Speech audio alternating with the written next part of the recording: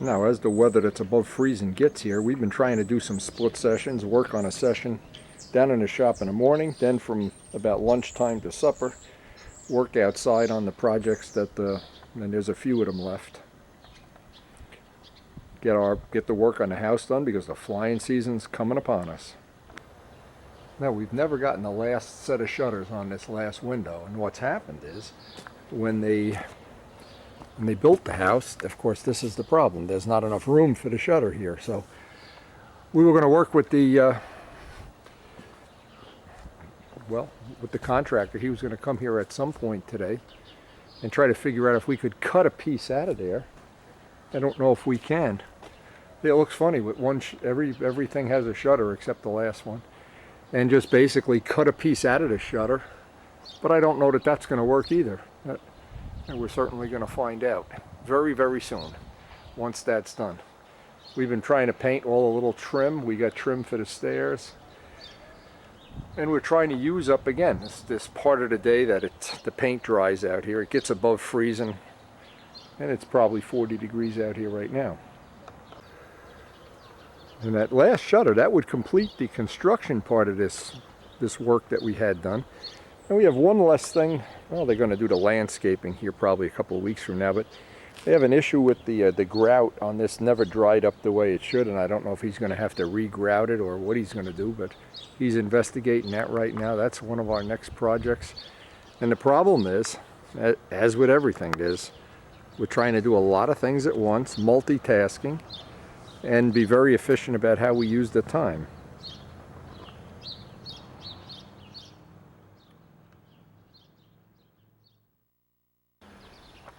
And it won't be long and we'll be ready to open up the pond. That's probably a month away, a couple of weeks away anyway. Excited about seeing the fish. We really haven't seen the fish in like 4 or 5 months. And we're really hoping we're going to have a lot of nice family and social barbecues on our new backyard. Karen's really looking forward to another thing, getting some... Our outdoor furniture is about 15 years old, maybe more.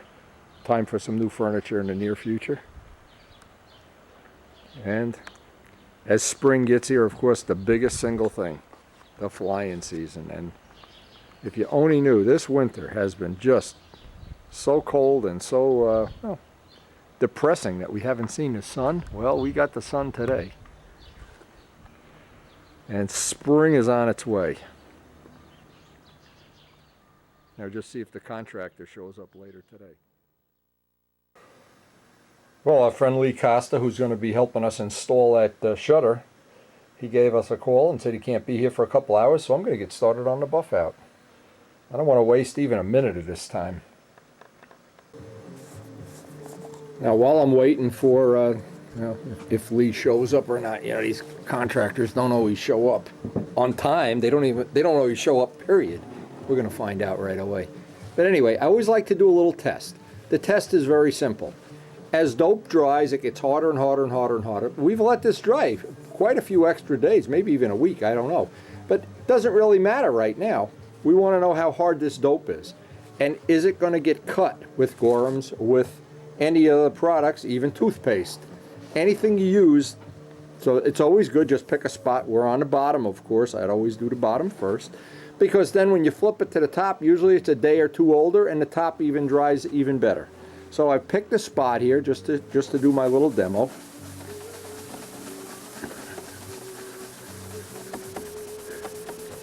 Now the complaint I always hear is, and when people say, or somebody will ask me, "Whoa, hey, it took me 1,000 hours to buff out the plane." Well, usually that's because the preparation isn't right. The sanding that goes before the buffing. The buffing is not a big deal. It's the preparation before the buffing that's a big deal. And getting it right. It's like the equivalent of putting a good foundation on a house or a porch or whatever.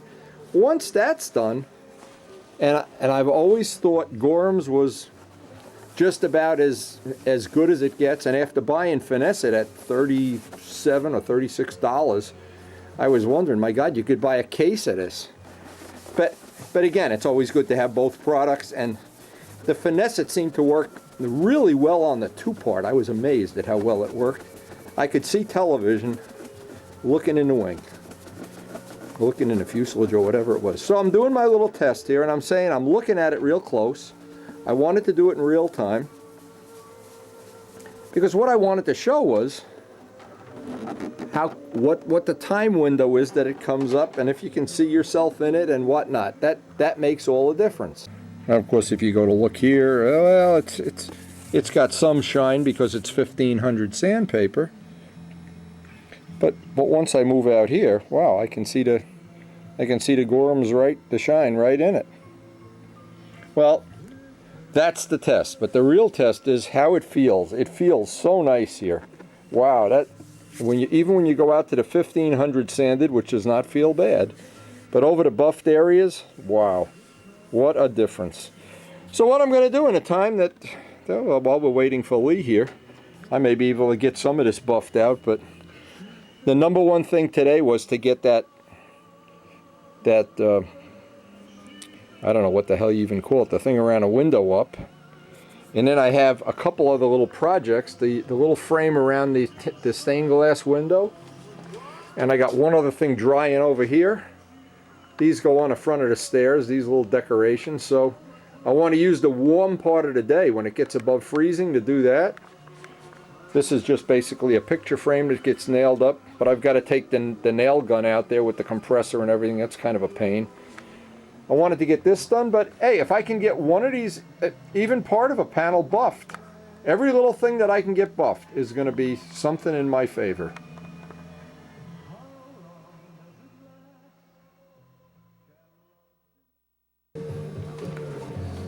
Now, thanks to our contractor canceling out on us and not giving us a time, I got the first panel almost buffed out. But it doesn't matter.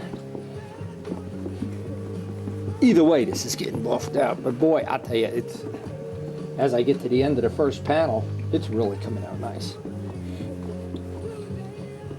And I know some people don't care about this, and that's certainly okay too, but for the people that do care, when you pick up a model and you just touch it with your hands and it just has that feel and that look, and oh God, it just changes everything. To me anyway.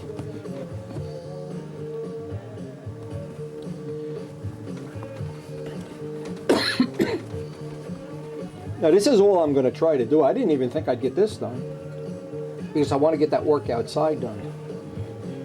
And I'm trying to use the warmest part of the day to do that work. Just make it as pleasant as it can be.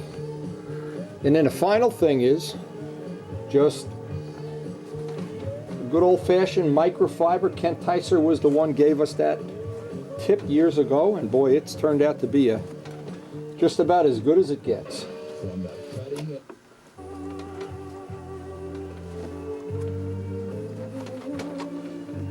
Okay, we got one done now. Now we got one done. Now the trick is, can I watch TV in the wing? If I can watch TV in the wing, I'll be happy. Yeah, I guess I can see TV. Now, again, I'm not gonna rush this at all because after one panel like this, I'm getting a little tired. What I'm going to do is put this aside. Oh boy, does it look different. Now just look at the difference here. And if that look appeals to you, and if that makes you happy, and boy, you can see, this is just ridiculous how shiny that is. That is really even better than I thought it would be, and I just can look at it from 100 different angles, but it's getting to the warmest part of the day, and I think it's a good choice to get out there and get some of that work outside done. Come back to this tonight. And one of the things we're going to be doing, we're building a frame around this, because this really can't be dug out and repaired.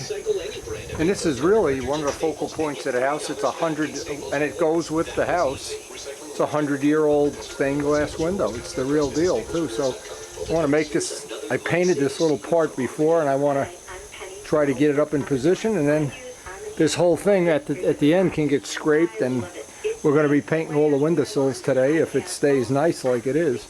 It's actually above freezing.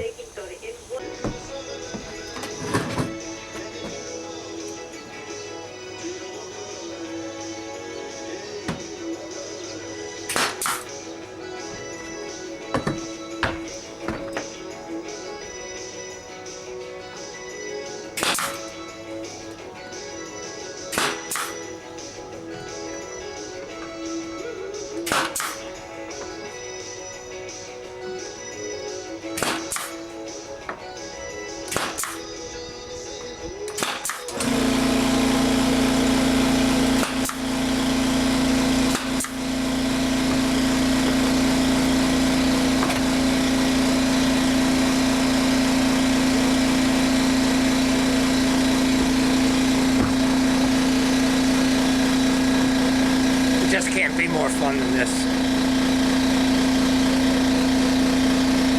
So this will add a nice dimension when it's done. When you have 100-year-old stuff, nothing better. Plenty of liquid nails. This is going to take a beating over time, I'm sure.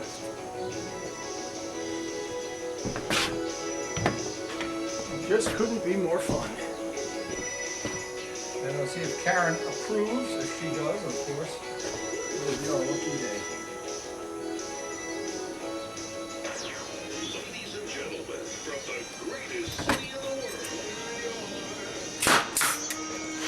WCBS and WCBS-FM HD1, New York's Ah! Just kidding. Yes. Little by little, it's coming together. You just couldn't have more fun than this.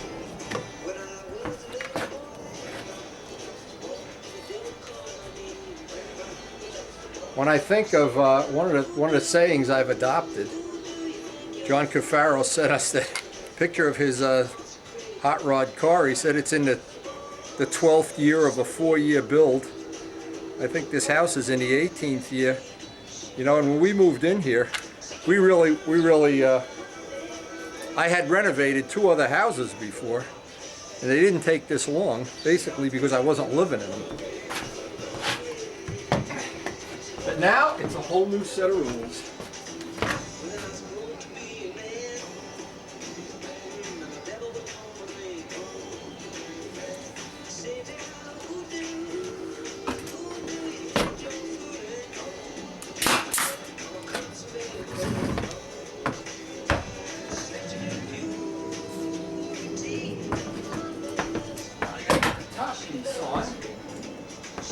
And then get the joints together.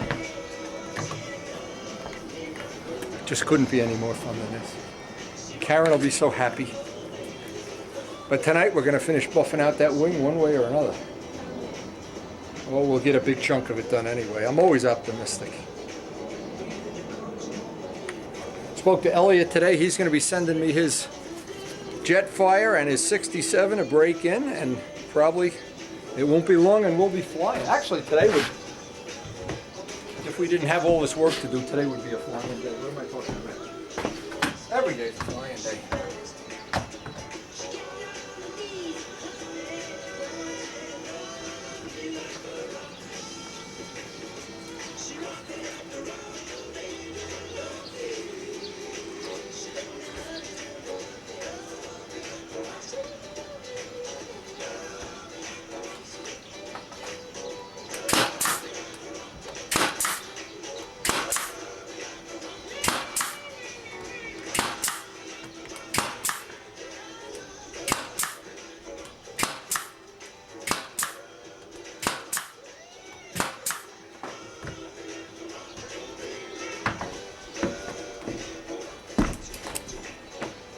Bang, you're dead.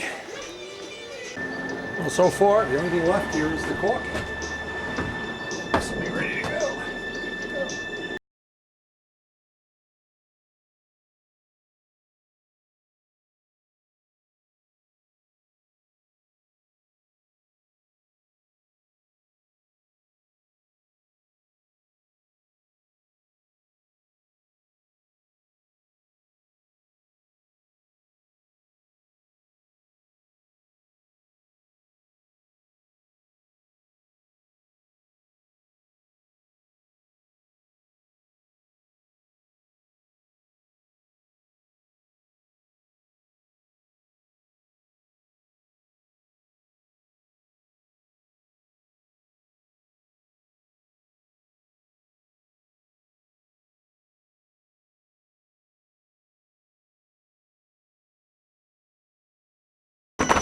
Bingo! And the last part of this, as always, the fun part.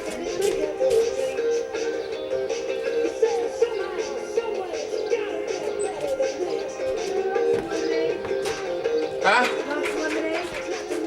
Yeah, okay, you can rinse some out. Lee called, he's gonna be here in a half an hour, so I wanna get this painting done before he gets here.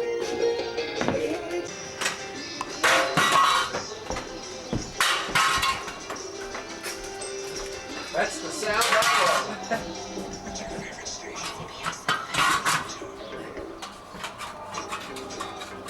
Well, let me ask you another question, Lee. Yeah. While we got you, then you're the captive audience here. We're gonna talk about this. Can you give me some idea, just a rough number that I can think about? So we can treat this side and other side, okay? How long will it take them? Long. You got a guy that's a painter? Yeah, I'll get through. I'll give you your phone number. Station at Cellular Grand Solo Resort, Crystal Palace Casino. This would be perfect. And if it looks funny to eat back, you're only going to see what you're doing. Okay, I'll put it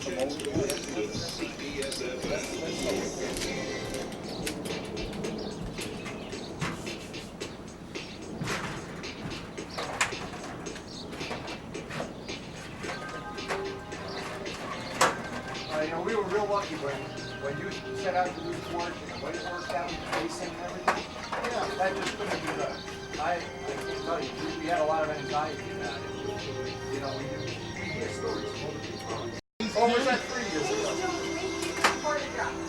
He's doing the molding, and he's doing the siding. And we'll be done, he's up to 3.5 years, we're probably gonna be 6 years. He has the video back. He was very proud of the fact that he had done the driveway. Yeah, he dug it all out. Well, that's what he said. It took a year and a half. I mean, time, yeah, he's enjoying it, but time, you know, you only gotta live so many more years anyway. Yeah. Yeah, we're gonna, yeah. And then they tax on it. Are you kidding? And if you run your company into the ground, you get money. How go you? We have neighbors, and it's a great idea, that's awesome. Bonuses. Right next door. They call it a state tax. But that was agreed upon a year ago. Well, the might be good. It's like the last one. It was nice to guide the other one. You want some light posts around your grill? I said, well, Danny qualifying IRA CD $500 or more before April 15th. You'll get a free picture frame. Plus, Richmond offers competitive rates on 50 and 40 CDs with put the original pieces insurance back up on to there. $50,000. For detailed I don't see any reason not to. 877-417-6500. And you know what? If you cut it, it's not going to be symmetrical. And you've opened up another one.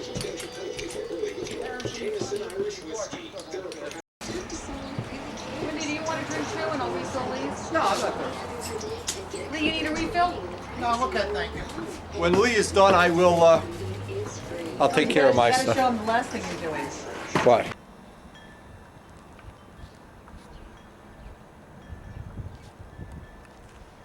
Now, as I look over the front, there's still some little things to paint around the edges and stuff, but every day you just get, and that shutter really finished it off. Every day we're getting one step further ahead.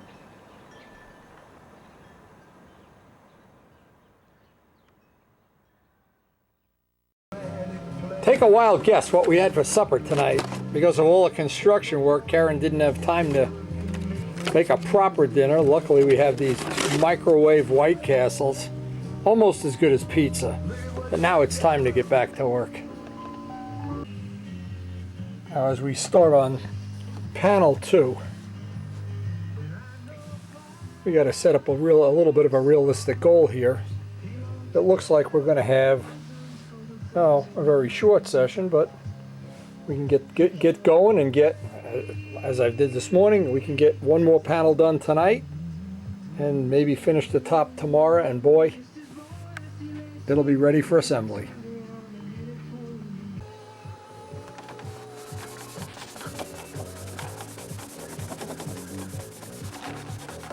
It's a good feeling to get some of these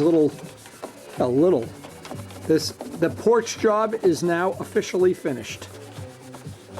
The parts that we contracted out are done, and all it's left to do is the painting. And I don't know if I mentioned this. This is probably something, I guess, right now is pretty funny.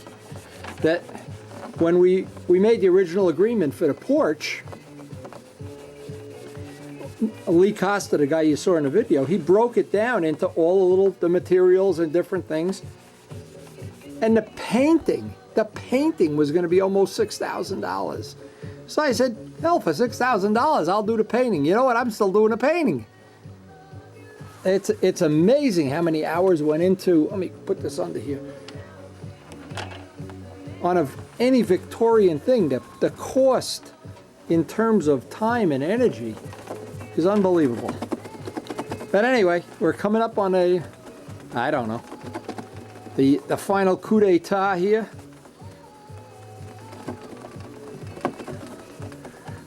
And I'm going to try to get in a really good session tonight and get this wing. Oh boy, when it's nice.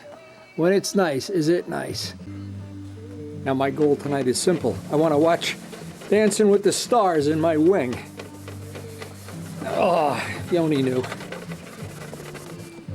And it's funny, I'm sure Karen's not the only woman out there that loves Dancing with the Stars, but it's a living hell. It's worse than construction work could ever be. It's Dancing with the Stars. Actually, tomorrow night is we got a little foxtrot lesson for tomorrow night. I'm supposed to be practicing. The hell with it, I'm gonna be buffing.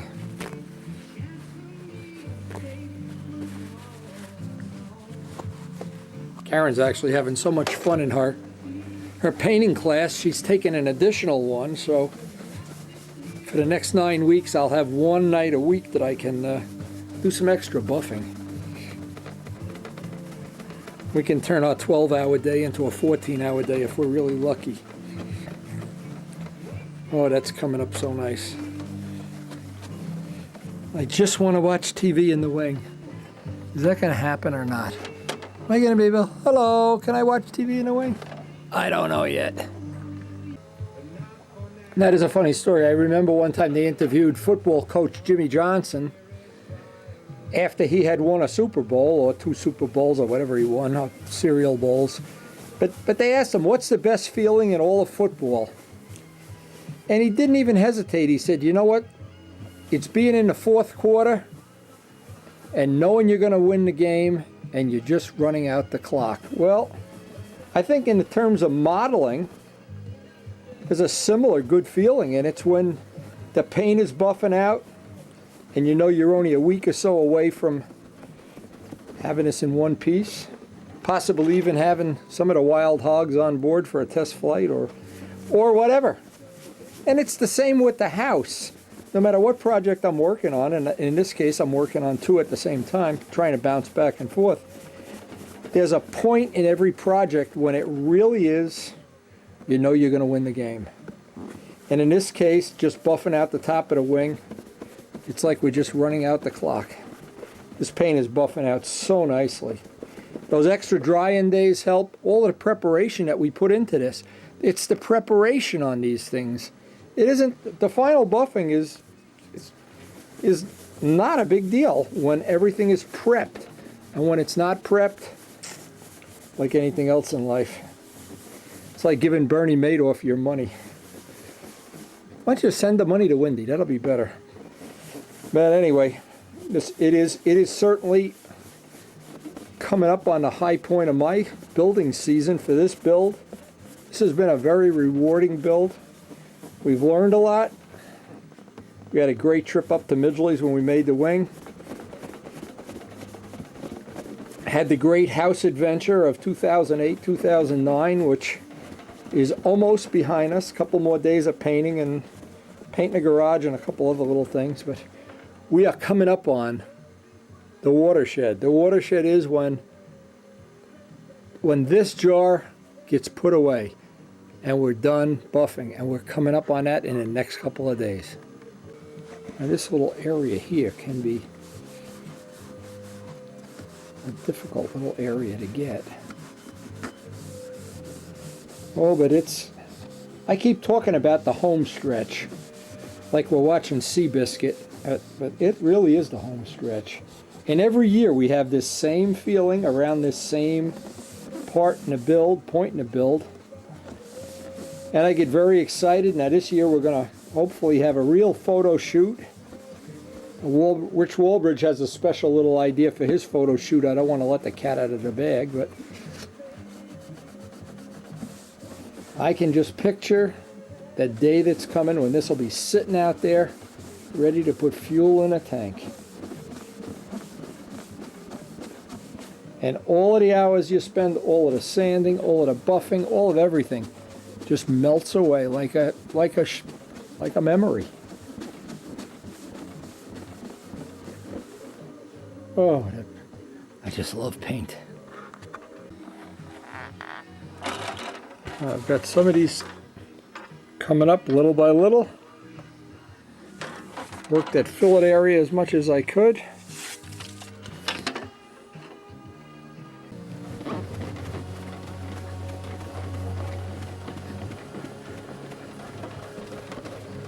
Now the way this is buffing out actually better and quicker than I thought it would. I may get another panel done tonight.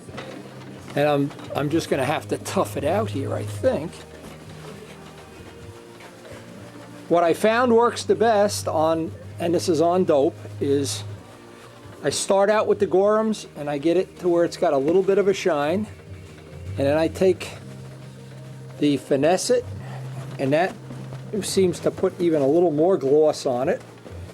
And it seems to go quicker than if I just used the Finesse It. Just using a Finesse It seems to just make it take a little longer. So one of the things I found on this panel is I saved quite a bit of time. It actually went pretty quick.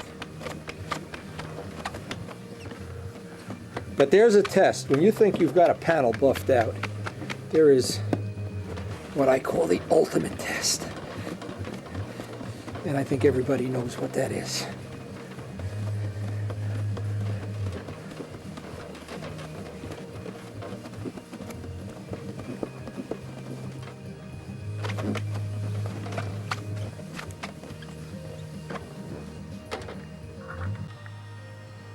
There's the test. The test we all like to see. Is that wild or what? Bob Brookins, eat your heart out, boy. That's Bob Brookins technology right there. Actually, let's see if we can do it on the other panel too. Hell, if we can do it on one, why wouldn't you be able to do it on the other one? That is great. Well, we are. I did not think I'd get this much done tonight. And I thought I'd tough it out just to get that one panel, but you know what? Dude, this is unbelievable to me. But I hate to admit it, but I'm ready to do another panel on the top. And why? Because I'm a tough guy. See? Looking at that, you probably think, oh, there's another day. Well, yeah, maybe. But you know what? I'm in a mood to tough it out tonight. I don't know what's gotten into me. Maybe it's Javalia coffee. Maybe it's just knowing those shutters are up. I don't know what it is. Or maybe, as Karen says many times, she just says, you're too old. There's not many nights I feel like a tough guy like this, but I really feel like if all goes my way, and usually this hour of the night, the phone almost never rings unless it's President Obama asking me for how to solve the financial crisis or something like that. Well, anyway, we're going to tough this out. Cheer me on as we go for the finish line here. It would be nice to wake up tomorrow morning and only have one more panel to do. Wow. And I always like to set my sights just a little higher than I think I can, you know, a little better than I think I should be doing, but this is another trick too. Never leave the paper towel in the same spot too long. Just keep folding it and unfolding it, and what happens, I think it's like you just catch better edges that way, but I'm not sure, but it seems to cut a little bit better that way.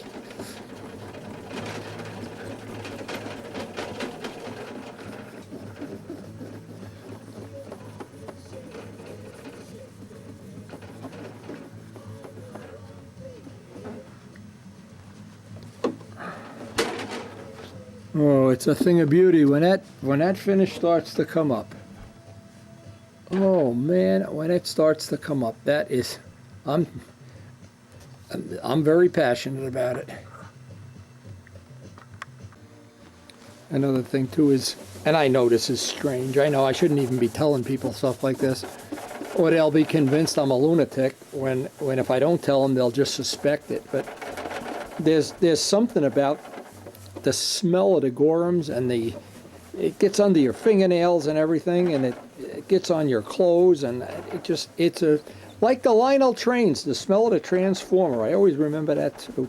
There's certain smells when you're a kid, or in my case when I was working with Harold Price and we were grinding things out with DuPont, that red compound, and going through on the rib caps, and well, I wish Harold could have lived longer to see that the stuff that he taught me really did go to good use, and that so many people like Dave Midgley have been able to pass it on to other people. And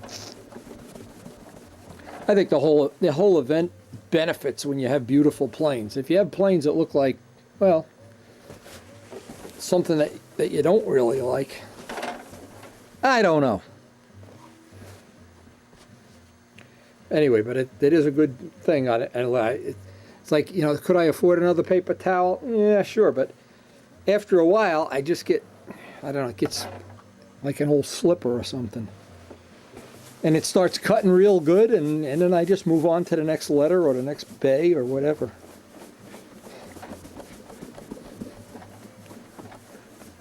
But it's true, all of the work that goes in ahead of time to prep everything up really pays off. In the end, if you spend an hour prepping things up and getting all the times you sand the silver and you sand it with 600 and 1,000, and you get to this point, you're just running out the clock. I wish I had the arm strength I had 10 years ago. I absolutely never got tired. I would get up to buff a plane at 7 o'clock in the morning and buff till midnight, and I was just such a macho guy. Now I'm like a memory of a macho guy or something. I don't know. But we put an awful lot of gorums down the pike here.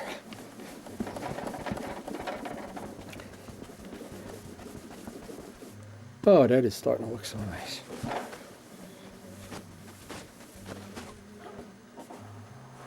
And all that preparation, in the end, pays such dividends. It's like putting your money in the bank when you're 10 years old. When you get to be 65, you find out it isn't worth anything. No, I know you're thinking. I know it. You're thinking he's using some kind of trick photography. I wish I was. That would be like some pretty good photography tricks if I could do it, but don't need them. This is buffing out. Just unbelievable. And you know what? It's hard to believe. I'll get the other panel buffed out if it goes anything as easy as this one.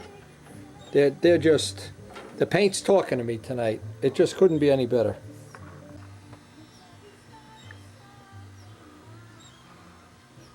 Watching TV in the tribute wing.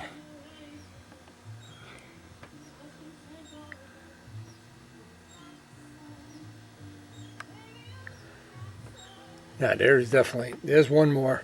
And it'll be quite a push to get the last one done, but I'm going to try to put the push on because this I'm stoked. I'm sure everybody here can remember what it's like. I gotta go get I'm gonna have another cup of coffee. I'm gonna finish this sucker tonight.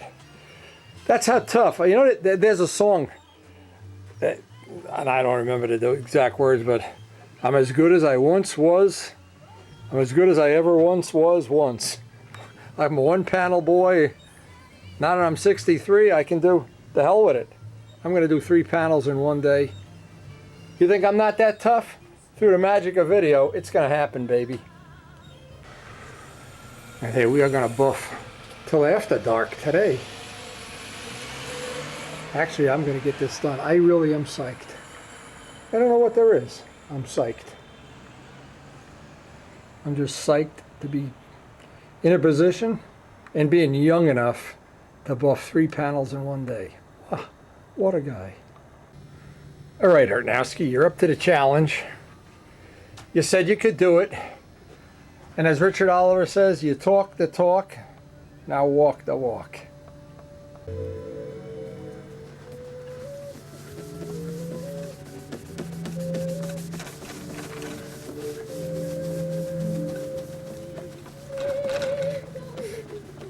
Yes, sir, we can see light at the end of the tunnel. And we can see our reflection in the TV. I love it. That is a good test. I never thought of that up until buffing this plane out, but that is a good test.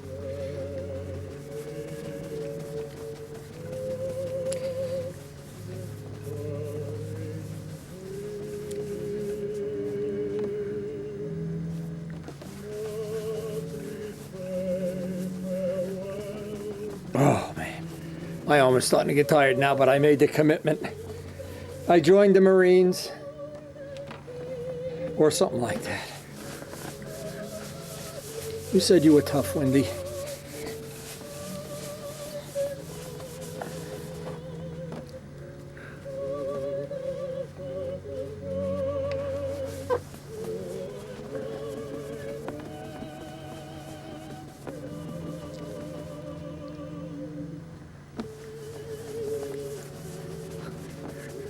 Oh, it is so good that it hasn't sunk in yet that the porch project is done. That's such a milestone. The buffing's going to be done tonight. Put the push on. Don't be a baby.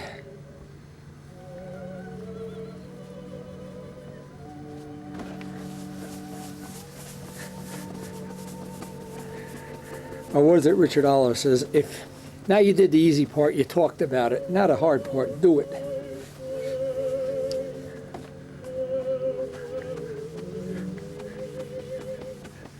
And he's right.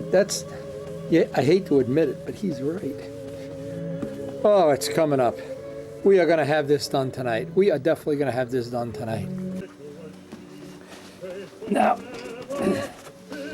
I know you're going to be impressed when you see that I have the whole wing done, and it's time to stick it on a scale and see if it's within our range, within whatever.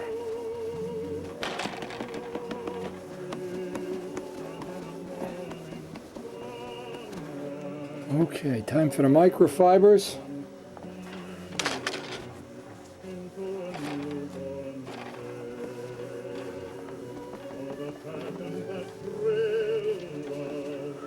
Well, this has been one heck of a night. This has been a night to remember.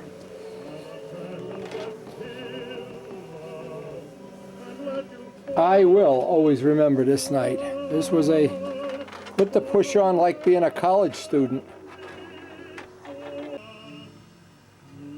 Oh, yes.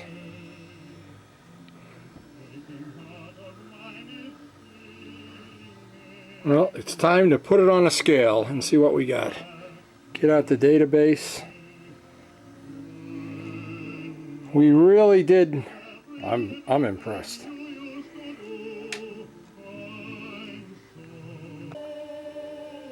Now what I want to do is I want to weigh the wing, flaps, all the boxes, 2 little wires, 14 hinges, and I need to do it in 2 parts because I don't have the extra weights that go on a scale.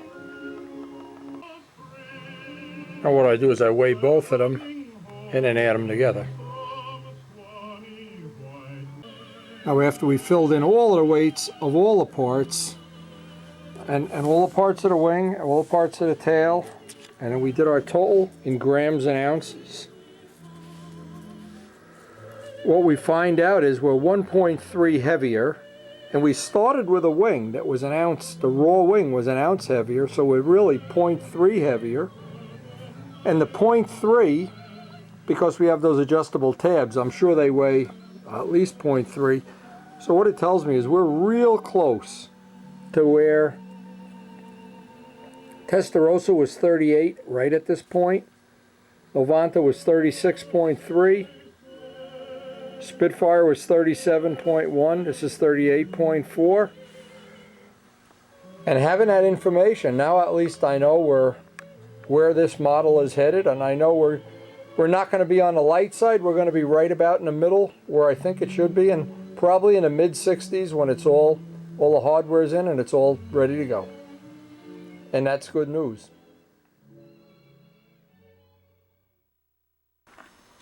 Now, so at the end of this day, our clear is over with, our buffing, and we've weighed the final parts. And the assembly is going to be our next thing we want to try to get, is the assembly.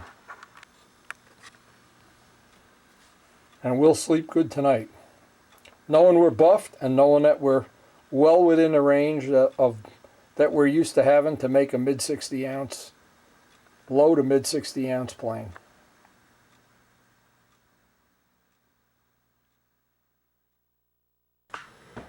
So Karen gets back from her art class, and what did you say? This is Monet's The Water Lilies. Water lilies, and it's with the Chinese bridge, which is, the bridge isn't finished yet.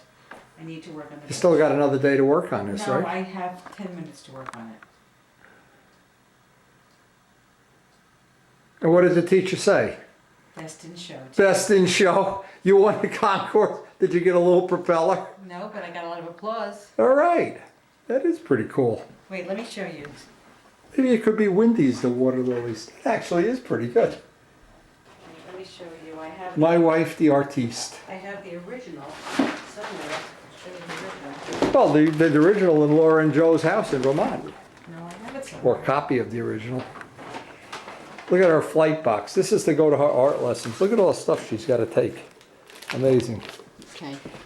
Oh, this is the real one. Okay.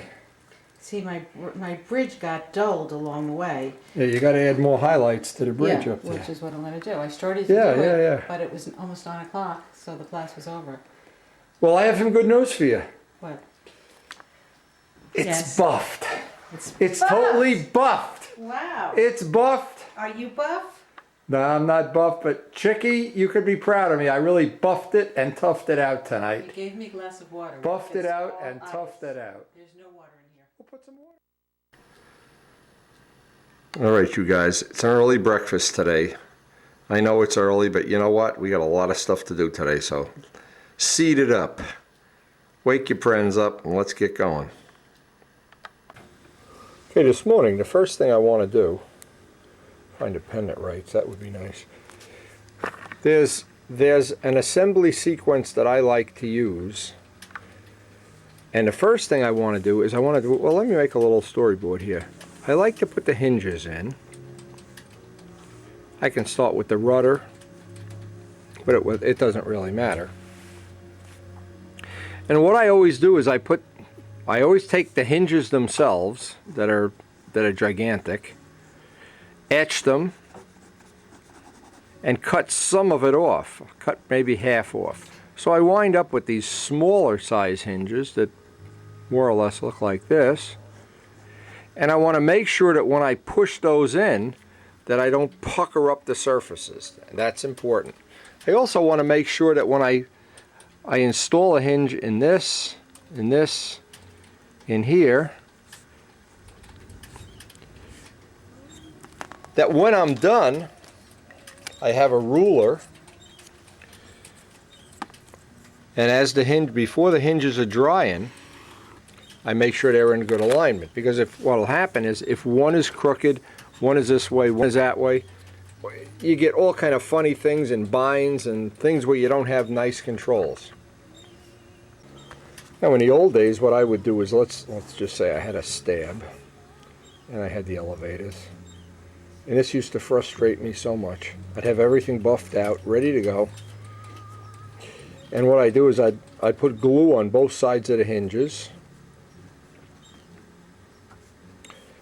push this together, and then see the hinges would be some would pop out, some wouldn't pop out, some would go in one side but not the other. And what would happen is, then I'd try to adjust this, pressing in with an X-Acto knife. Usually it'd slip and put a scratch, but I figured a much better way to do this that worked for me every time is I take the elevators, only the elevators, or the rudder or the flaps, glue the hinges in permanently on one side and give it an hour to dry. Give it plenty of time to dry. Even if you do it with 5-minute epoxy, because I can get them lined up. I can run a ruler right on the edge and make sure everything's lined up before the glue actually dries. But the main thing is to let one side dry totally. So when you go to push that into the other surface, the hinges stay in permanent position. And that's such a good tip. Now, I tried other ways of doing this, and this way is, to me, it's the best compromise, because with the hinges glued in one side, I can then also scrape or get any glue that's still on here, epoxy, before I put them in this side, and I can have these nice and free. So then I only have to clean this side when I put the glue in. So this is the technique that I've always used, or used for many years, and for me, this always results in a real nice set of hinges without a lot of high-tech fancy stuff. Now, another way to keep the hinges free, I take a little piece of cardboard or a bottle cap or something and put half chain lube and half WD-40. Not real critical, and of course you could use chain lube or WD, but I like when I mix half and half, it seems like it does exactly what I want it to do and doesn't make everything so greasy that the glue doesn't stick. Then what I do is I bend the hinge back so it basically looks like this, and just dip it, because this chain lube material is capillary like CA is, and it gets in the barrel without getting all over the whole hinge. Now, I'll give that 5 minutes to dry, a couple minutes to dry, wipe off the extra over here with M600, and that hinge is ready to go. Also, the hinges, if you look at a hinge, what I try to do is, even if you use them long, is make serrations on it. Gives the epoxy a much better chance to dry, and in my case, I cut down on that because I don't want the wood to pucker up, and because I use tape hinge lines always, the hinges are under a lot less stress. That's always good when I set up to do hinges. I try to do the rudder first. So I set the rudder, get the hinges drying, stab in elevators, get the hinges drying in the elevators, and in our case the wing, get the hinges drying in the flaps and the trim tabs. Now by the time we're done with this will probably be ready to insert in here. And by the time we're done with this, we'll be ready to put, see, this first side will already be dry. And by the time we're done, and we'll hopefully have a good rhythm going, we'll be able to get the wing. So what I'll do is get to use the time relatively efficiently. Rather than starting with the wing first, I want to start with the smallest part first. And again, one of my objectives is that the hinges slide in, but they don't slide in so tight that the wood puckers up.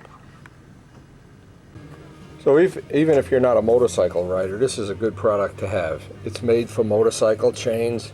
Any motorcycle dealer has it, and there's equivalent things in AutoZone. But what it is, it's a material.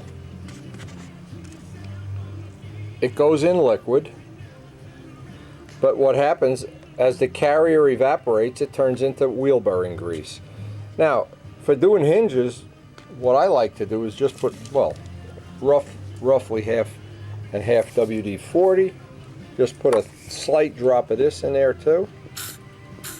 Now what that does, when I mix these together, this is really super capillary, but within about 10 minutes, what's going to happen is this is going to become wheel bearing grease. It's going to freeze up solid. So I have a few minutes here, and I've spread this around. I've used just, I've used the simple thing of just using the PJ1 or JP1. I got all my hinges all cut up and prepped, which we've done already, and I bend each one back and just touch it. And if you were to look at this real close now, let me get a pad here. it's capillary. So what's happened is it's gone right into the barrel itself. And now, when I put this aside to dry, 5 minutes from now, 10 minutes from now, especially if the heat is on, I can wipe the whole outside off with M600, but inside you can actually see the grease in there. And that's going to turn to wheel bearing grease. And what it does, it prevents the epoxy from going in and locking up that pin and making for some sloppy controls. You can see these are really nice and free. And once you put a couple of flights on a plane, the vibration works out any little rough edges that are on there, and what it controls usually even by the time I get to flight, it controls are real nice and smooth on a plane. And never underestimate how important it is to have nice smooth controls on a plane. So what I'm going to do is do each one of these hinges individually, then wipe each one down, take a Q-tip with some M600, wipe it down, and then put them on a piece of paper towel or whatever. I'll see if I have an old towel. Something that they can just sit while that PJ1, or is it JP1? I never read, it's PJ1. But they do make the equivalent thing. Because modern motorcycles have a chain that has little O-ring seals on it. So this material has to go in as liquid into the chain itself, and then the carrier dries off and it becomes wheel bearing grease. It's a really good invention, and it worked. All of my controls will be greased with similar material by the time we're ready to fly. I wanted to mention while I'm doing these hinges, because I'm trying not to leave out any step or anything that might be of value. I'll bet there's a list a mile long, and I could just, right off the top of my head, think of a few good examples. People had ships that would say, oh, I can't trim this plane, I can't get it to fly in level flight, I can't get it to do this, that, or the other thing. And when I'd feel the controls, I'd go, holy mackerel. They never even scraped the paint out from inside the controls, let alone oil the controls or anything. And many times we would do it right at the field. Just put WD-40 right in the controls right at the field, and 2 or 3 flights later the controls would loosen up. And some people have this aversion to putting oil on their plane or grease or whatever. I don't know. I don't know what that's all about, but then once the controls free up, and they free up normally from engine vibration and whatever, but it's nice if you can get them to be free on the first couple flights when you're really trying to trim things out. But this is really one of the good things is, and having the hinges in straight, as well as, it's not only a question of that they're in straight, but there's no binds, there's no clicks, and we've already gone through these hinges and tried to get rid of all the clicking and any little areas that were bumping into each other.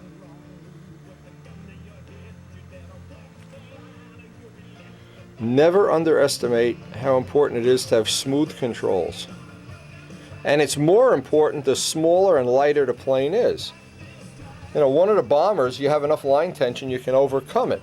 But on a 40 ship, say, wow, if there's even the slightest hint of a bind, you've got a handicap you got to deal with. So by the time we get done with the last one here, we'll be ready to start taking M600 and wiping these all down. And now with the M600, once that's dry, I can take the first one I did, and what this does, this preps it up for the glue. This gets rid of any fingerprints that are on there, or any of the extra material, but you can look at this, and I've looked at it close. The capillary material still stays in there, and you're still able to clean the outside. And what I'll do is go through these one by one. Then what I'll do is start the way I like to do this. I like to do the rudder first, then the elevators, then the flaps. Then maybe, in this case, we're using 5-minute glue. Take some kind of a little break, and Karen's got a couple little projects for me to work on. Then come back later in the day, or tomorrow even, it doesn't matter. Come back and the hinges will be glued into the elevators, because I've already tried to rush this, and like an hour later, what's happened is the glue still isn't solid enough. It's mushy, and the hinge would just go and just turn just a little bit. And we've come this far. There's no reason to compromise anything now, that's for sure.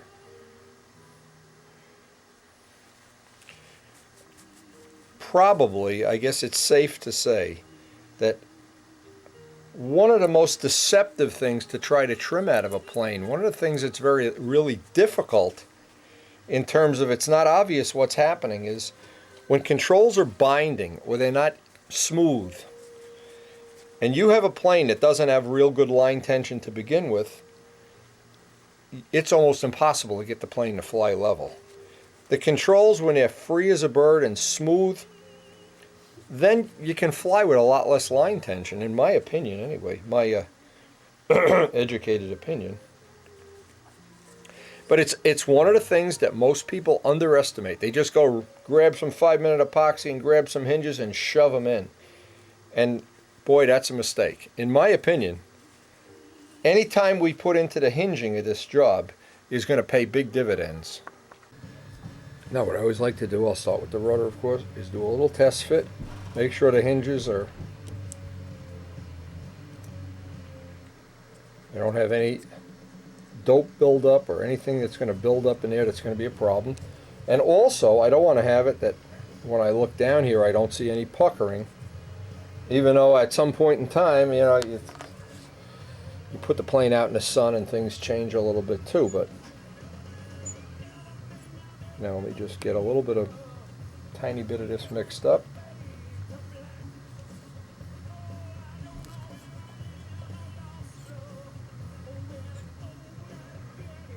Yeah, an awful lot of people, and I've done demos at our club many times, how to do this. This is actually what I'm doing right now, the little hinging thing, and everybody kind of poo-poos it. And, yeah, you know, that's overkill. You know, well, you don't really need that. Well, yeah, well, I had a tool here for putting, I guess I got to make one. I guess I don't have one. Anyway, what I have to do here, I have an ordinary number 11 blade. I need to put some serrations on it.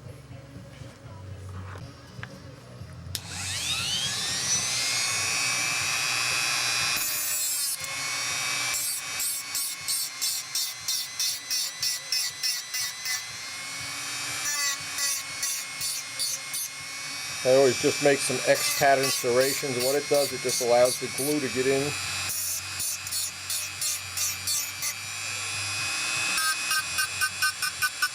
Nothing fancy, nothing too high tech.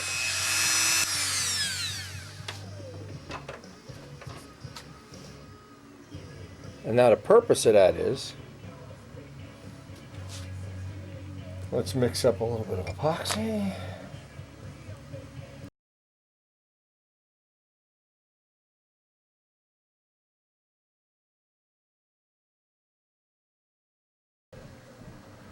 Now, what I want to do is, I'm going to take the knife blade and just scoop up a little bit of epoxy with this. Using this, work it down in there. A little bit of extra at this point in time isn't going to hurt anything.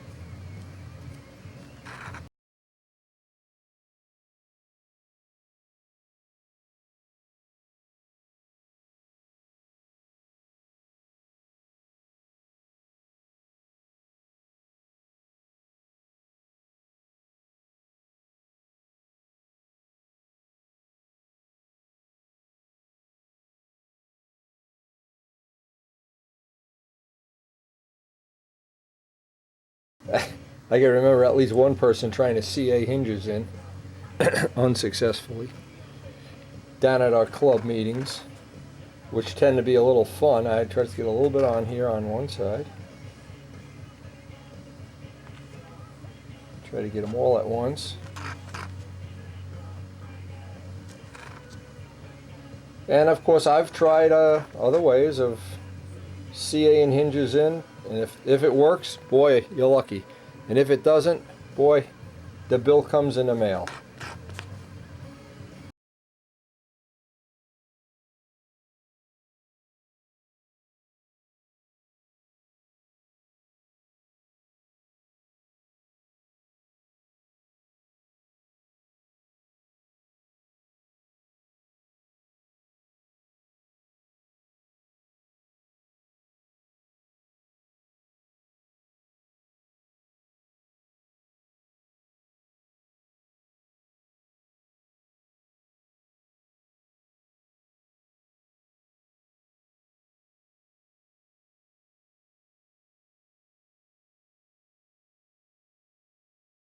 Once they're in there, I got this one in upside down. All the pins go at the top, the pin heads. I can eyeball it. Step one, just eyeball that we have them in straight. That looks pretty good. Then I want to just take the ruler, bump it up against the ruler and see how straight it is. Okay, not bad.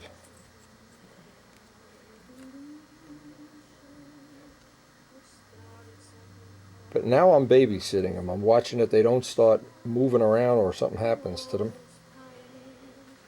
Get some of this off of the knife blade.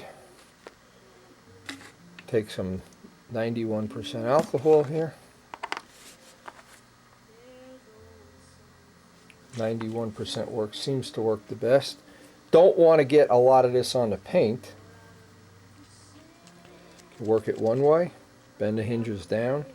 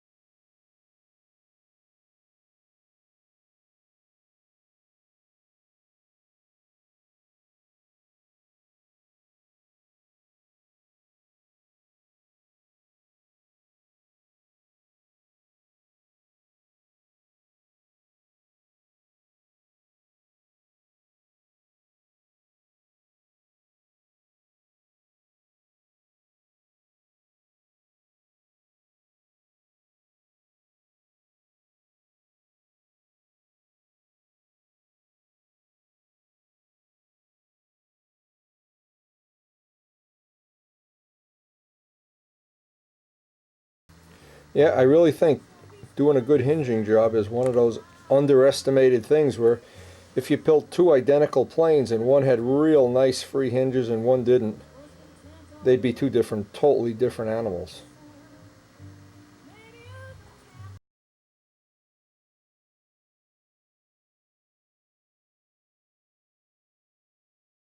This is going to be a question of, for the next couple of minutes, just babysitting these until this at least gets semi-hard, and I'll know right away by how this, as soon as this kicks, that's where I'll be in the ballpark.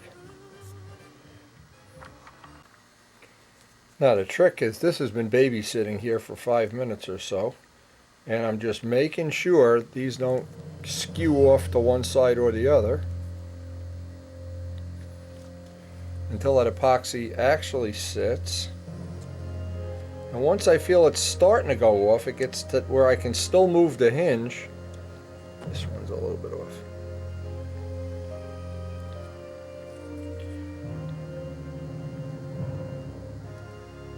And once I'm happy with that,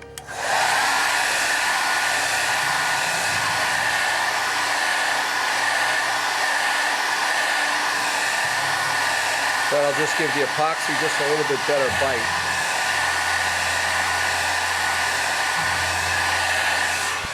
And also, while it's hot, any epoxy that oozes out, and there's always some, it's amazing.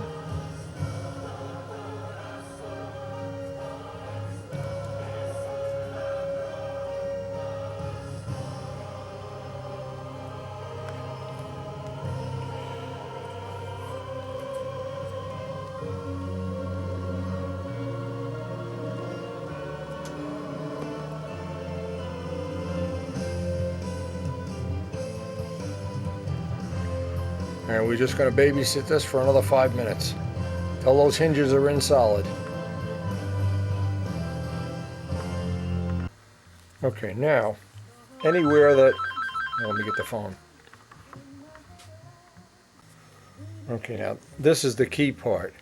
Once I know these hinges are in and they're nice and, well, they're in place, I probably still could move them if I wanted to. I want to get every little bit of epoxy off of the barrels.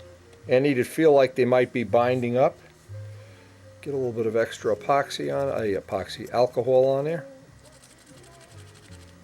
Each little set of hinges is probably going to take a half hour or 45 minutes, but boy, it's just the kind of investment in quality that, like investing with Bernie Madoff.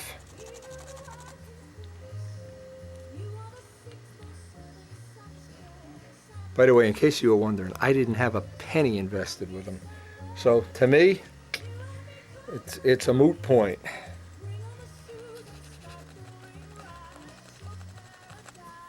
I invested in Karen Artnowski's doll collection. Okay, we look like we got us the first set. Oh yeah, they're nice. And we probably still could move these if we had to. The trick would be just heat it. Oh, that's about as straight as you're going to make it. One down, 5, 4, 6, I don't know how many more to go. Now, the trick is, right from this point on, the hinges are in relatively solid, they're all moving good. Put that aside to dry. The temptation here is to go get the rudder and no. Even though they feel solid, if you were to force them in any way, they're going to move. So the minimum, a couple hours, hour or whatever, or we'll just get all the hinges in one side today and then go work on the house. But this, I don't want to take a chance on rushing it, because having those hinges in good alignment, they're all nice and free. Actually, it's actually a nice and neat job. And by the way, another thing, if you do get a little bit of epoxy, because this does not have any wax on it at all, no wax. So if I get even fingerprints on here, I'll take a paper towel, see, and I'll just take a little bit of Gorham's and get it right off.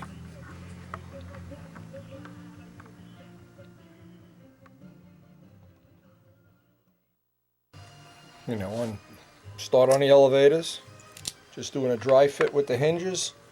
Pretty much everything's going to be the same.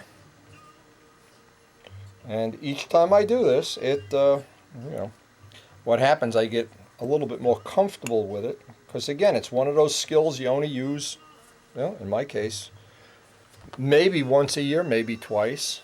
You know, if you worked at a factory and did this all day long, you'd develop some really exceptional talent, technique, and speed. But in the case of modelers, the thing they have to do is be able to do everything once, a lot of skills once.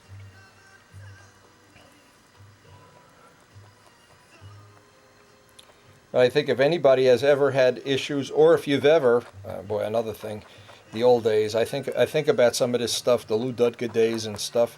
You'd glue the hinges in one shot, get up in the morning, and even though they felt good at night, in the morning, because what would happen is you lose 45-minute epoxy. In the morning, you'd go to move the controls, and they were rock, and you'd be scraping and grinding, and oh. It just makes you cry when you think back to those days.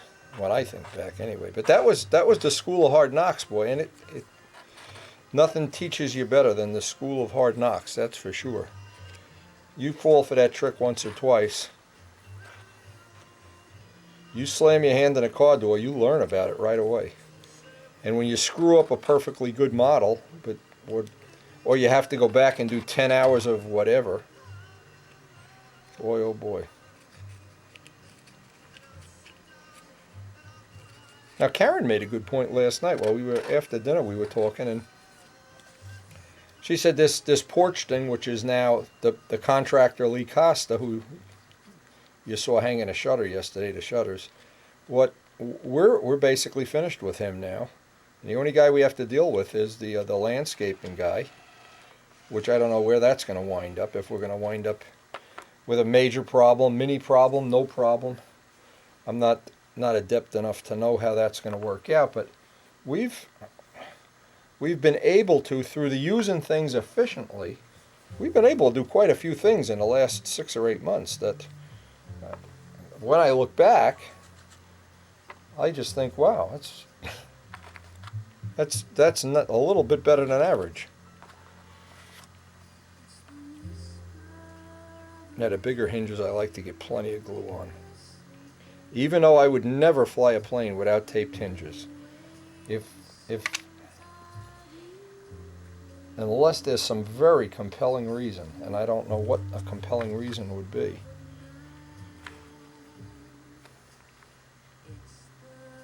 Now we also have those little tabs on a wing that we have to deal with. I'm going to have to put them on.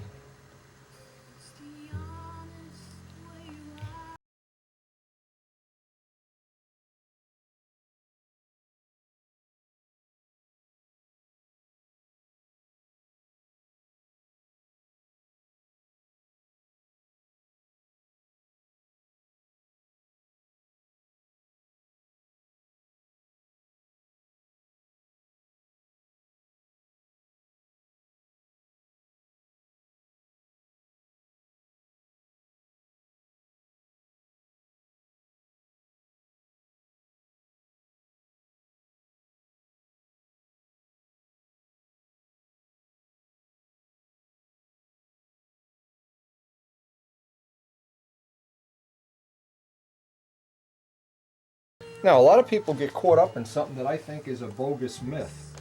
They're trying to keep the hinge line gap tight. Let me just talk about that for a minute. They're trying to keep that there's no gap at all. Well, if you tape it, there is no gap, zero. And when you try to do what amounts to be a mechanical gap meaning that the wood itself rubs on the other wood, well, you create a bind, number one. And no matter how tight that clearance is, think of a balloon. The minute you put a pinhole in it, it's not a balloon anymore. Well, that's the way hinge lines work. If you put 1/1,000,000th of an inch of gap between the flap and elevator, it's an unsealed hinge. It's a balloon. It's going to run out of air. And it defeats the whole purpose of doing it.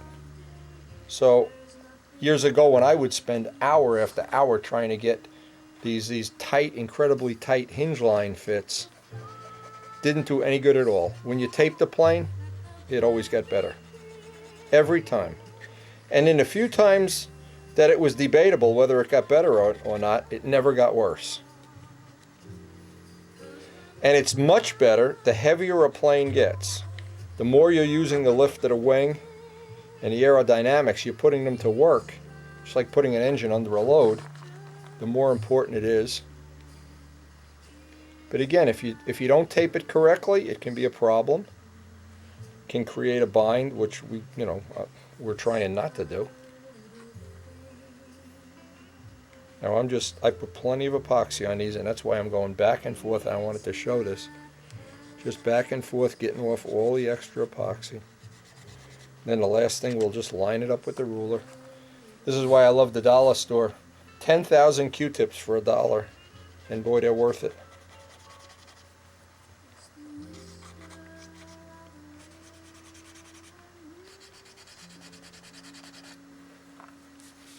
Yeah, and I remember Bob Brookins. Was it Bob Brookins? Maybe it wasn't. Built the plane, and somebody was launching his plane, and as he was launching it, the hinges were coming out. He forgot to glue the hinges in. Well, we don't want to do that. Now I can start wiping these. And again, this is a babysitting, I call it babysitting operation here. And this is the main thing, is just get that ruler out. Oh yeah. Oh yeah. See, now another thing, the barrel of the hinge should be, in theory, right on this gap. It shouldn't be in this or in this side. And when you try to make the hinge line gap too tight, you trade that away. That's one of the things that you mechanically just, it's almost impossible to do it unless you put a hinge pocket on both sides, and then that allows air to get through too. So, all right, this is going to be basically just like the rudder. Sit and babysit it.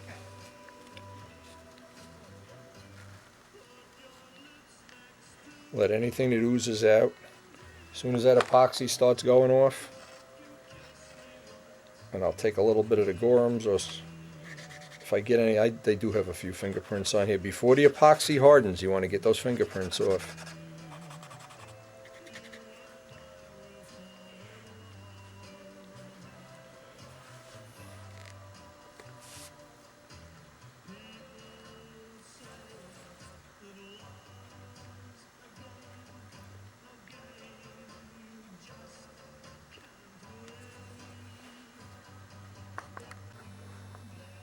Okay, the other elevator is going to be exactly the same. We'll do that one off camera.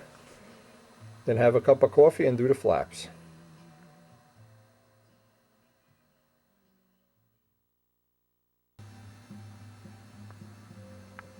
Okay, the elevator's here. The next step is well, I'll do the little tabs first and then the flaps last.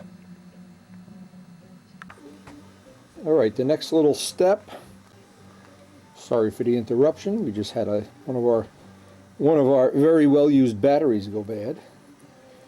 But the point I wanted to make is, as each one of these, as with all eye-hand skills, each one of them that I do, I get a little bit more accurate, a little faster, a little bit more, well, I don't know the right word, but I'm sure you do.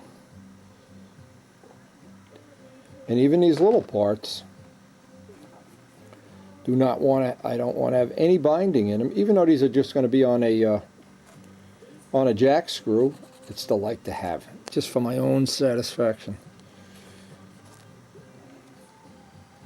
I know you're saying, yeah, because you're crazy. It's basically because you're a crazy person. Well, you might be right. Maybe. But each one of these, we're sneaking up on having these hinges, and when they start going together, and you can move the controls, and oh man.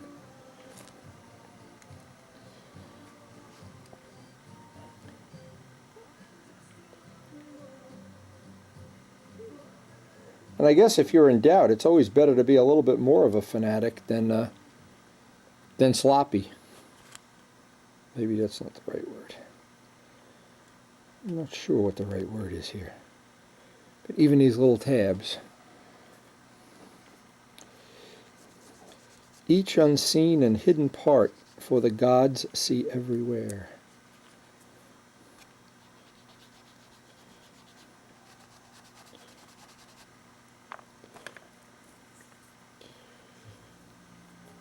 When I had the coffee in between parts, I went upstairs and I kind of looked out the window and I said, ooh, it's looking pretty nice. It's looking really nice out there. I'm so used to looking outside and it looks like it's going to rain any minute. And disgusting. But it's supposed to be actually in the 50s today. If it's my lucky day, it'll be in the 50s.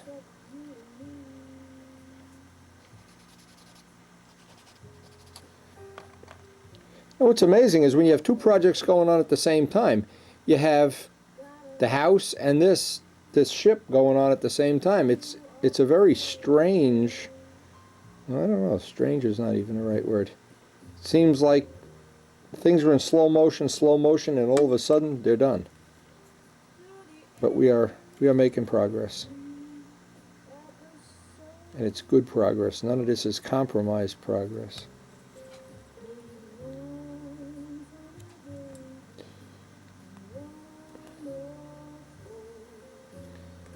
Now, Richard Oliver said he has something similar to our little jack screw deal.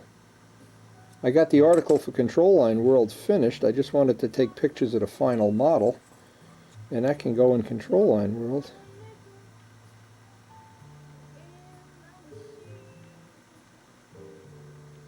Okay. Just clean this up. Get the fingerprints off it. It'll be looking good. And if you don't do this babysitting, it's a foolish economy. It's something that you pay me now or pay me later or whatever. And I was just thinking of something while the contractor was here the other day. He looked up at all those little curlicues painted on and the top, the embellishments and everything. And I was asking him, I says, when I looked at that, I said, I think $6,000 is the biggest bargain in the world. If I wouldn't do that job again for $6,000. Then he laughed and he says, yeah, you know, a lot of times you think something's going to go very quickly and boy, it doesn't. And that was just one of the cases. When I think back how many hours went into that, wow.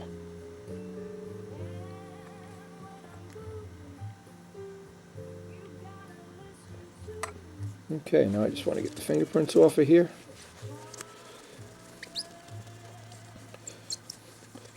We'll do the other one off camera and come back to this.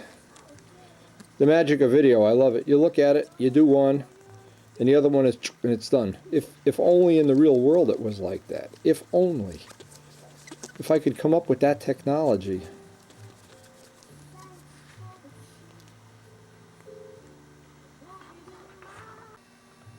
Yeah, the magic of video is a wonderful thing. You just go have a cup of coffee, you come back, and the other part is done.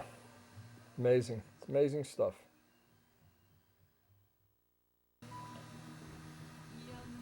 Okay, next thing is the flaps.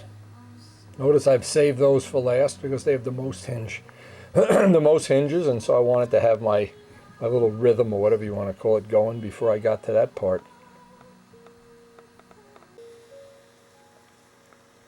You know what I ought to do before, because we're doing a 6 hinge.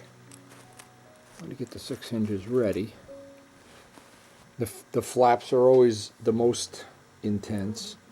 I want to do a dry fit on each one of the pockets. Every once in a while some glue or dope or something gets in there. And if you really have to force them in, that's when you run the risk of getting one of those puckers that I really hate.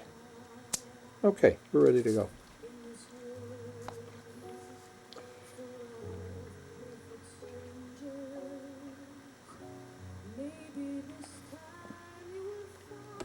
Now it has really turned out to be an unexpected, as everything.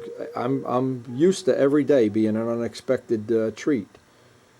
It's really gotten warm out there, and Karen has this little project she wanted me to work on, which is putting the embellishments on the stairs. Probably run about an hour to do that, and that'll give this some time to dry. And by then we'll have the mail for the day, and we'll see if Bernie Madoff took all our money. That's always a thrill, by the way. Bernie Madoff, I just can't believe it. The guy should have been building model planes and stopped cheating people out of their money, and he could be out at Brodax right now instead of in jail. But no, he wanted to cheat people. So, Bernie, yeah, that's for you, Bernie.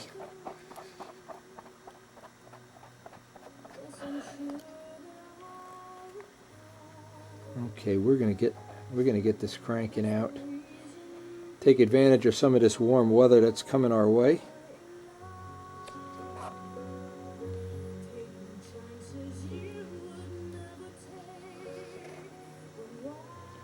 You know, another thing too is people get frustrated.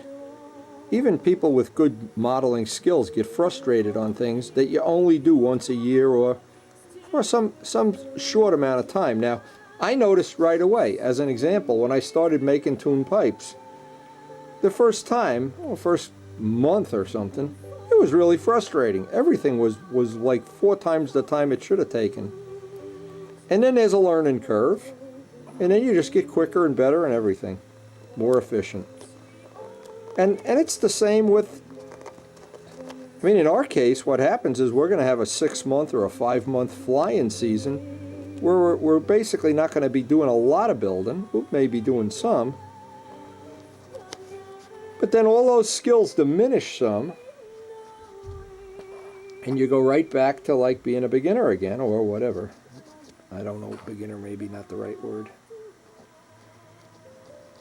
But boy, when you do something over and over every day, boy, does it get... It's just amazing how a person can develop that, where you don't make the same mistake twice, and you just get very efficient at everything. And a good example of that was when we were making these wings up at Dave's, watching in the last 8 years or 9 years since he's been grinding these wings out. It's a joy watching all the little improvements, and you know, it's just an amazing thing. It's like on that show, How Is This Made? And you watch how they make some of these things, they've got every kink ironed out. It's amazing. Now, we should have 6 hinges. 1, 2. And as you can imagine, one hinge is probably underneath here or somewhere. Where did I put the other hinge?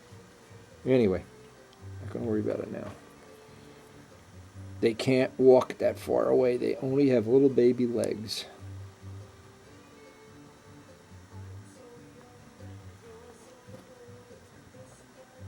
Now, Karen, I think I showed her her little artwork that she's making a copy of a Monet painting.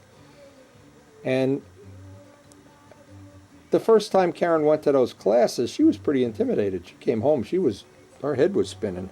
And now she goes and she's actually taking 2 different classes. And she's very excited about her progress. So, and I've tried to encourage, well, Rich Walbridge, this is his first take-apart plane, and he's certainly had plenty of issues to deal with, but I think each one of them he's been able to resolve. And I think the next ship, even if the next ship he builds is not a take-apart, he's going to have way more confidence. Joe Adamusco built his first take-apart, and he was convinced, as I've said many times, that for him the pluses far outweighed the minuses. But then that's a personal thing. That's something each person has to decide. But for me, they do. I can even remember when I used to glue the hinges in during the build, when you'd be, the plane would be in raw wood. What a nightmare sanding in between the hinges. Holy mackerel. Okay, we got to put up a little speed now, fill up the alcohol jar. And a flap is always one I want to keep after.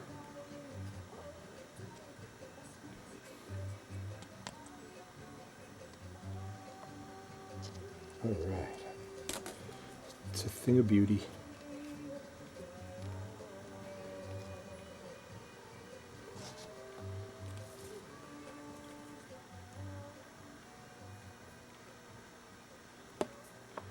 Another concept to keep in mind is this idea of babysitting things while glue dries.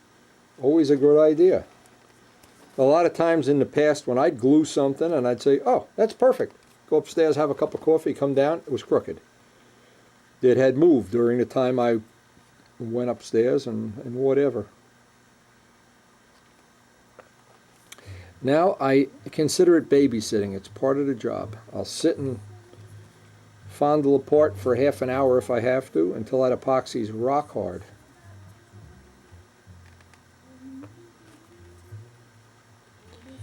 And then through the magic of video, the second one just appears on the screen like a magic trick. Oh, if only we could make that happen in the real world.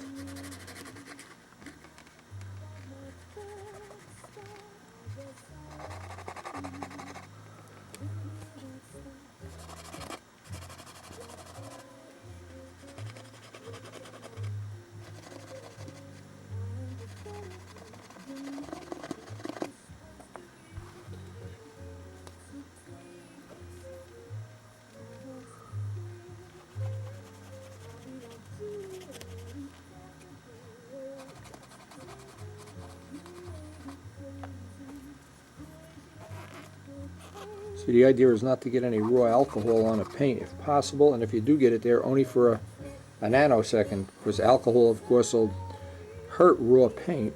This has no wax on it. And we're going to try we're going to wax it the day before we fly it, which may be a couple of weeks away. But the longer it is, the better, because that dope is just gassing out. Now this plane was a good example of it. It has a heavier wing than the 2 other Ferrari planes, but a lighter body. And the aggregate is we're only an ounce heavier. So, and we'll probably wind up using an engine that's an ounce lighter. So we're going to come in that range. And boy, I slept good knowing that we're not out of that range.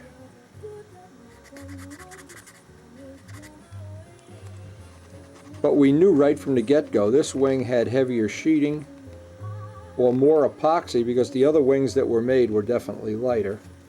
And I know in this case it's not going to be a real negative thing. I think Dave Eiskin's got the real light one.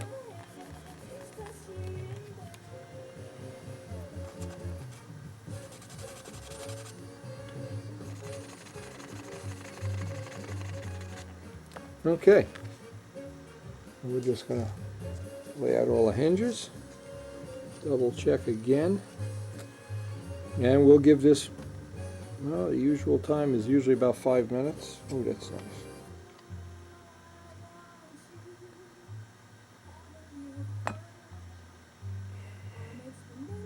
We'll give it the babysitting treatment. And the best trick in model aviation. This second one at half price. Why don't you wish you could just do this in real life?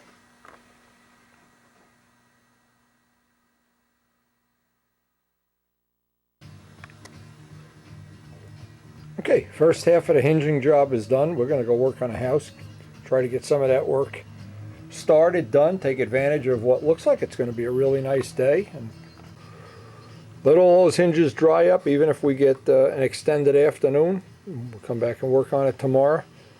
But it's always better to have those hinges in rock solid and not rush it. This is a great time to do something else for a couple hours or for a day.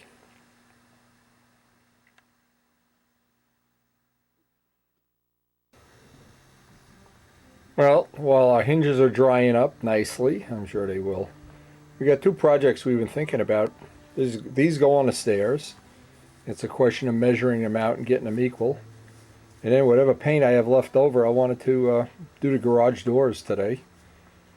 And then by then, I hope either my hinges will be dry or I'll be done for the day. I'll be in a dumpster or something. We'll just see how this plays out. It's nice and warm out there. It's way above freezing. Now, of course, it's ultra important. And I'm measuring these out to within a 1/16 of an inch to get them right in the middle. Or else once the rest of them are on, it's going to look...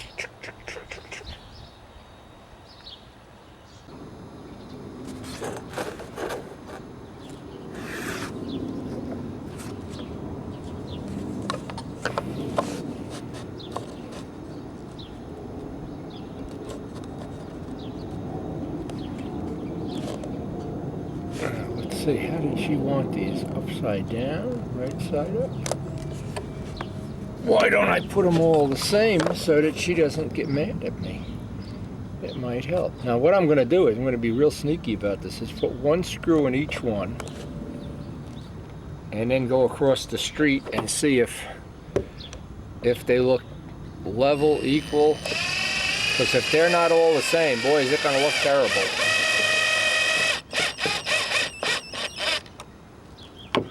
It's going to look terrible and she's going to be mad. Let's see, that's level. Maybe I shouldn't measure it.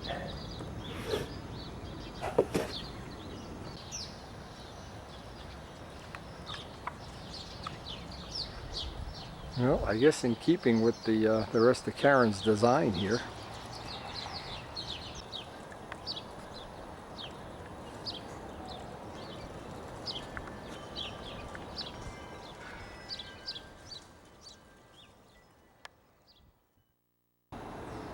Now our garage doors are pretty well beat up from all the construction work and everything. And to complete the little cleanup of the backyard here, I think just even painting the doors, or if I have any extra paint I'll do the side here, just try to clean this up. While we have a good day, the paint should dry very quickly out here today. You know, it's amazing to me. A simple thing like a coat of paint just changes. Look at the difference. Just unbelievable. It's like a whole new world for less than a gallon of paint. Amazing. It's like being born again. Paint and rejuvenation.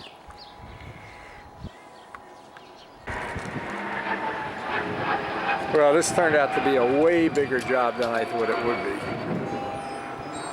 Way bigger. In fact, the extra paint that I had a little bit left in this gallon. I went around a corner up to the door, and boy, you can see where I've stopped. So I've got to go get another gallon of paint tomorrow or the next day. One more brick in the wall. Now I could have finished this day, except for one very critical aspect of my my life with Karen tonight is foxtrot lessons. Lucky me.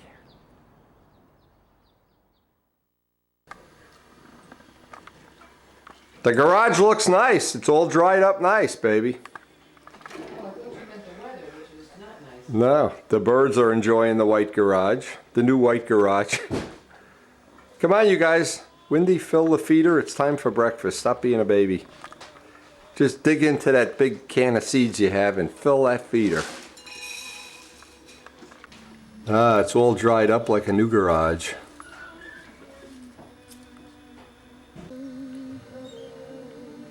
Okay, what we want to do, this is from yesterday.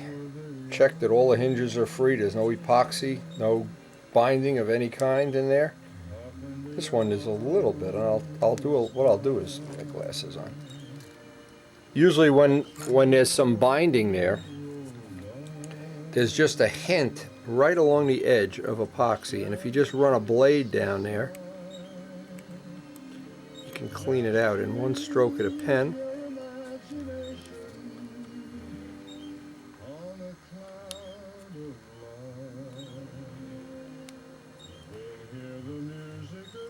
Oh yeah, okay. Now, I always do a dry fit. Make sure that once I have the glue on here, I'm not going to have a problem.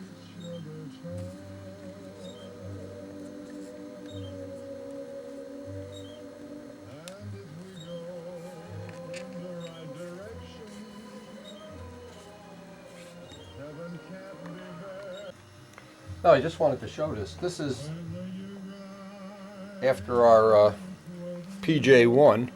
After it sits a day, and I just let it sit just to show, what it becomes is sticky, almost like if you've ever changed wheel bearing grease, and it really is sticky. Now, what I do with this, just get the slightest little bit, and I don't need to have a lot to do this, on a Q-tip, a clean Q-tip. Now, I don't need it to penetrate anymore. All I'm trying to make it do is keep any epoxy from sticking to the barrels. So if you can see what I'm doing, I'm just putting a slight coat on there. And I'll take all the hinges, even the ones for the rudder. We'll let this just sit on there. And of course not get any out here where we're going to put the glue. But what that'll do is it'll help in a way, in a big way in fact, from keeping, you can even wipe it off with a clean Q-tip because a certain amount of it always stays on there. And I don't want it, what I don't want to have happen is when I glue this side, then I'm going to wipe this with alcohol. I don't want to have this all of a sudden be sticking to the nylon and have a sticky hinge. But these are all little tips, and because these have dried overnight, these are going to be nice and solid. There'll be no, hopefully, no question that it's not going to sit just right. Even the little rudder hinges, every little thing. And trying to take care of every possibility that we're going to have the smoothest and freest hinging system possible at any cost. Right now there's no compromise like save 10 minutes and make this any less good than it can be. One thing I am, and I've learned over the years, is be fanatical about hinging. Because it's such a deceptive thing when you're trying to trim a plane and it does a funny thing. Usually an example is at the top of the overhead 8 or something, it'll go soft, and you don't realize as it goes soft you lose control input, so you're constantly having to modulate it. When the hinges are free, you've got a steady control. It's a very underrated thing to have perfectly free hinges. And of course, most of the time, here's what happens with a lot of people. They put 10,000 flights on a plane, and by then the hinges all are nice and free, and they attribute that to something else. But you can have that on the first flight. If you're striving for free hinges, there's just no substitute. Even the little ones on the Raby rudder linkage, because these are going to put resistance into the control system also. Now there's also one other issue, and I can't even remember whose ship this was, but they had a trim issue we were working on. And what I found out was the last hinge out at the end wasn't turning at all. It was glued shut. And so what was happening is the flap was torquing, and the outside part of the flap was never moving. So what happens is these are trim things you're not expecting. They're things that you think, oh, that could never happen to me. I'm a careful builder, or I'm just a cool guy, and I got, you know, this, that, or the other thing. So, but it does. It happens to everybody, and the way to keep it from happening is just do as many things as you can, and of course you can't do everything, just to stack the deck in your favor.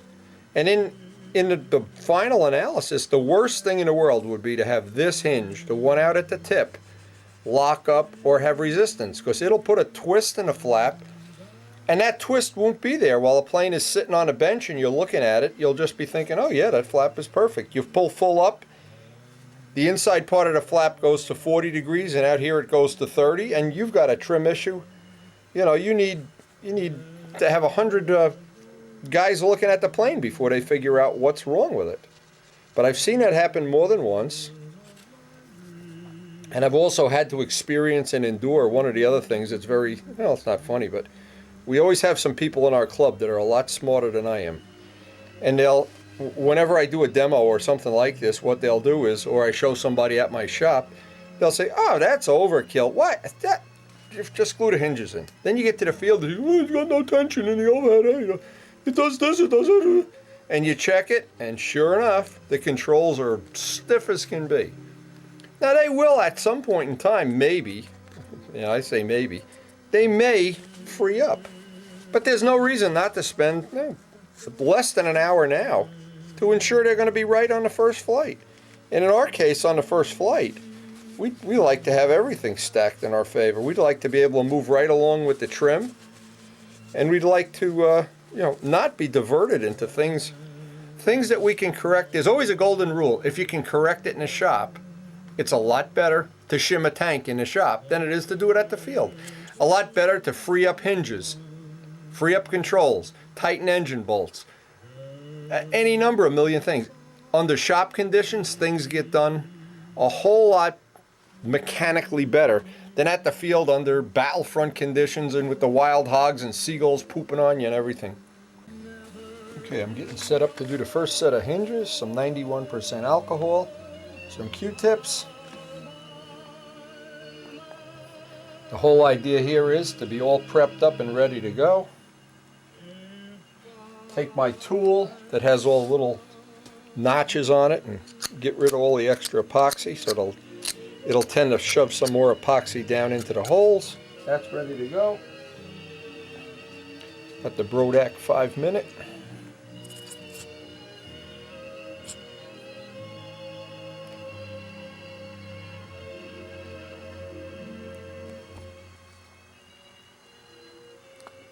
Boy, we really made the right move getting that painting done yesterday, because it's already clouding up and getting cold as can be out there, getting nasty.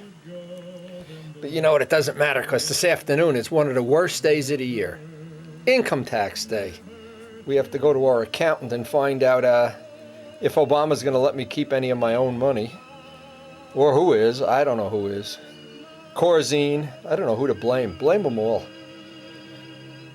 Once in a while they let you keep $5 of your own money, but I don't know. Okay, we're ready. That's why it's good to go into my own private world of model aviation, where you don't have to pay income tax, so to speak. Anyway, these are ones I have seen these hinges, even though they're not under a lot of stress, I have seen these hinges loosen up and be a problem, because usually this part of the plane gets some oil on it. Even a pipe plane, even like this plane, there'll be some oil on this at some point in time. And the problem with it is, when you go to glue wood that's oil soaked, good luck. And then it's a messy repair, and it's not, well, not conducive to making you a happy taxpayer.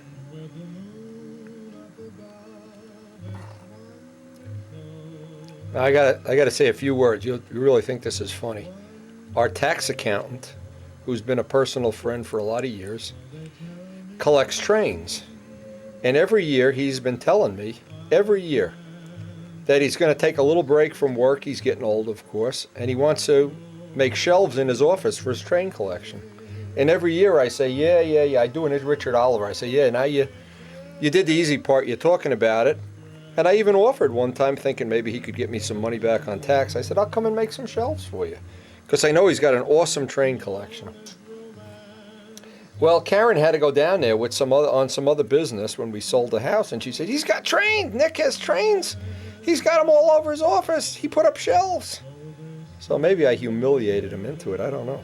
So we got to do this way. It'd be easier. These hinges are moving so free now that they don't want to stay up so I can put the epoxy on.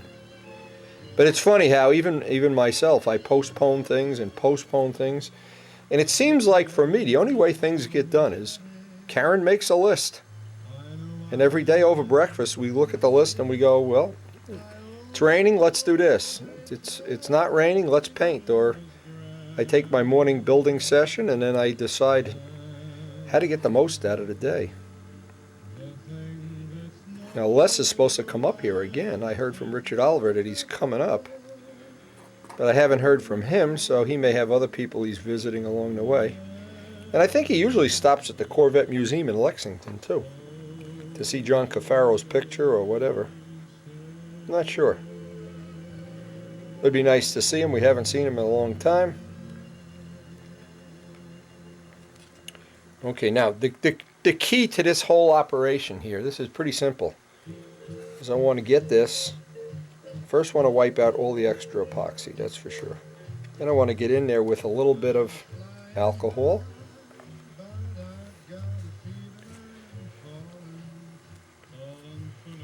And then before it's even dry, I want to wipe the whole part down with either Gorham's or the Finesse-It, so that any epoxy that's on here, in fact, I see there's a glob right here, it tends not to stay on there. Now, here's where I have the alcohol.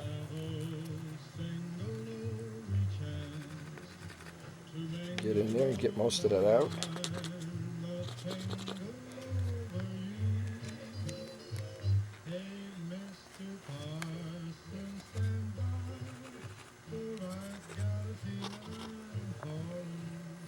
Thank God we get these dollar store Q-tips. I would hate to be using these on my ears or something. Like every third one has no end, or the end falls off, or who knows what the reason is. They're not Ferrari quality Q-tips. But they're certainly good for what we're doing. Now, it's this part here that gets tricky. I want to make sure I have the clearance up here right, clearance down here, of course, right. Now I got to kind of do a little babysitting thing while this is drying. Give it a few minutes to dry, and as soon as it's set, I can even hit this with a little heat right now.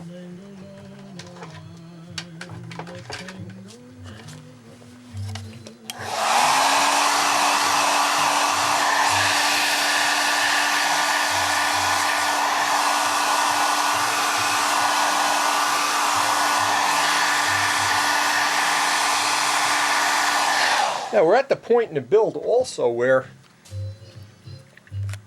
I need to be extremely patient and accept nothing that's in other words, if we run into something that's a problem right now, I want to correct it right now before we go any further. If anything doesn't line up, if anything doesn't sit just right, I want all these clearances, and we're going to get into that in the next couple of days. Because there is one step of a take-apart plane that you don't have with a one-piece plane, and that is certainly at the very end, you've got to make sure everything still fits. The dope shrinks, the paint buildup, whatever. And you really don't want to, I don't want to compromise it anyway. And you see the clearance up at the top? I want that to be perfect. It is a point at which the epoxy holds the hinges in. And see, I've got fingerprints on here, but I'll take a little bit of that Finesse-It. And while it's sitting just like this, they should come right off.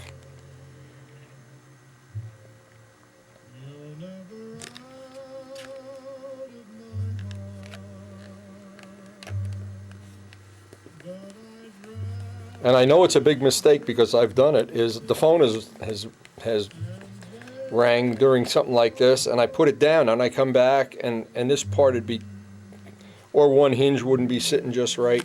Where if I give it to babysitting, part of doing this level of building, this type of building, is you got to be prepared to babysit. Babysitting is a key part of it.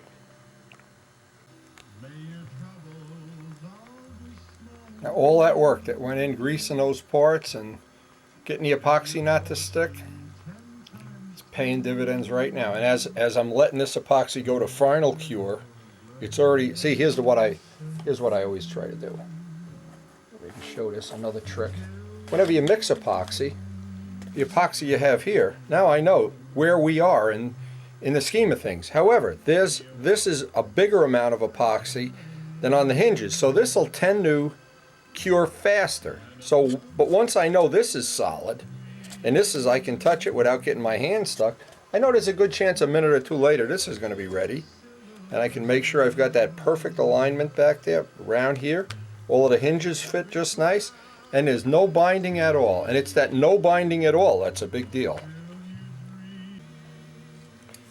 And of course, without even fooling around, take a little more of this motorcycle chain lube, bend the hinges back. This is just to double lubricate everything, and this will sink in now that the epoxy's sealed. And when we clean this off, the extra will come right off.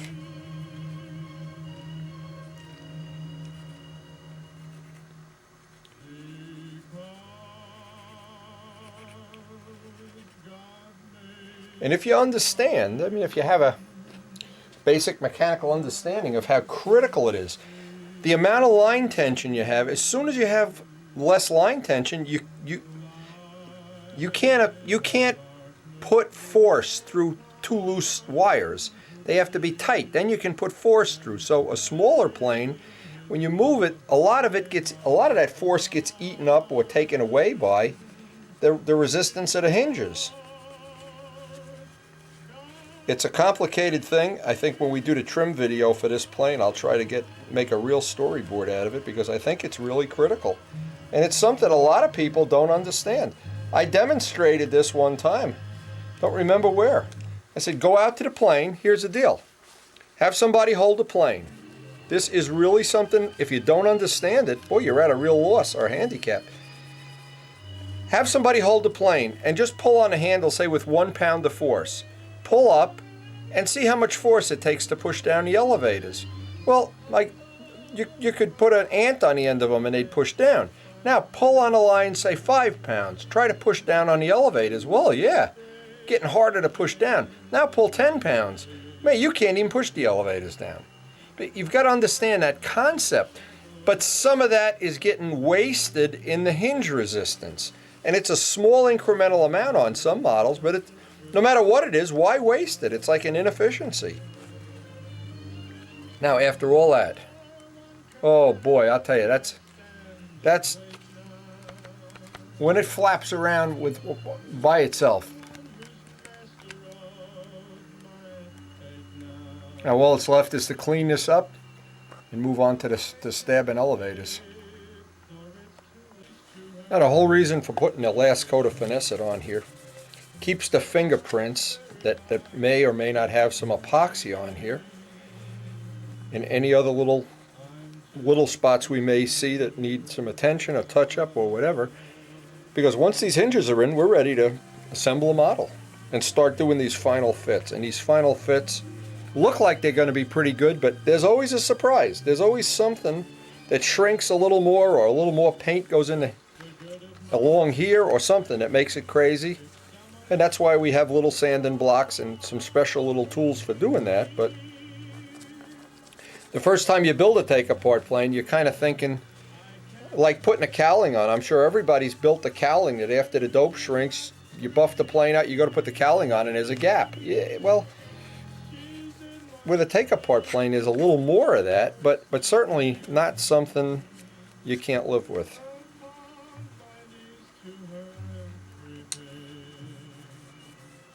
And this part, more than anything, this has given us fits for the whole time of the build, but I think ultimately we ducked the bullet.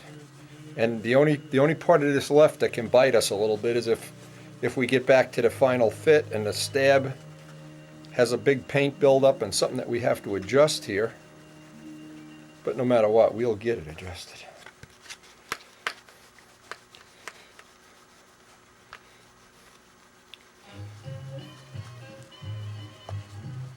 Boy, the microfibers work nice. At this point in the build, I like to use the microfibers whenever possible. They just do such a nice job. And thank you, Kent Tyser, for that little trick. And Kent, of course, is a car guy. He's waxing his car all the time. He knows all these tricks.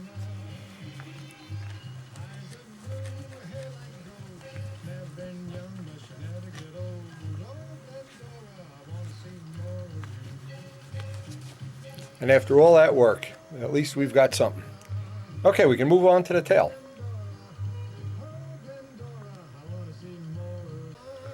Now, one thing, here's a thing I found the hard way. One of the times we were doing a take-apart plane, and I was getting all excited about getting it all together. Oh, the flying season's starting tomorrow, or whatever. I forgot to take the clear that builds up the paint on the horn. What happened? Because I had a tight fit on the tube, I kind of forced it on, shoved it on, and when I went to take it off, it just cracked the tail and put a nice repair. Added a couple days to the build, which I didn't really appreciate. Plus, you feel like a milk bottle. It's unbelievable. So what I'm going to do before I even get involved in this,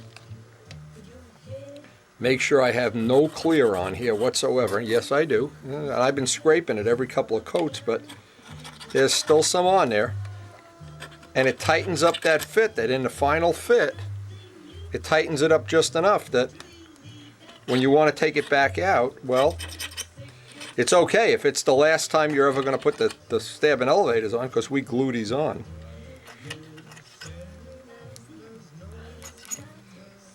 And I can remember, you know, when I made several planes that you had a wire, like the way Kaz does it, and I think Paul Walker does it that way too. They have a wire in it. And yeah, that's really cute, but the problem is, you know, that wire is always prone to coming out, and I found out the purple and yellow Cardinal, every 2 or 3 flights I'd see the wire walking its way out. I'd put a kink, I shoved it in, I did C8 it, and then when you went to take it out, it was a pain in the neck. And I just abandoned that. But of course, some people do have better luck with that than I do. But I'll spend a little time just scraping, and you can see a lot of it's coming off, and then take some sandpaper and get that last little bit out of there. Again, because I want to be able to slide it on and off several times before I make the commitment and put some glue on. Now, that little hook I put in the end of this, where I grind some out but leave the end a ball, that little edge fills up with epoxy. So once that's on there, there's almost no way, even if the hinges came out, there's no way, or one of them came out or whatever, that could come off.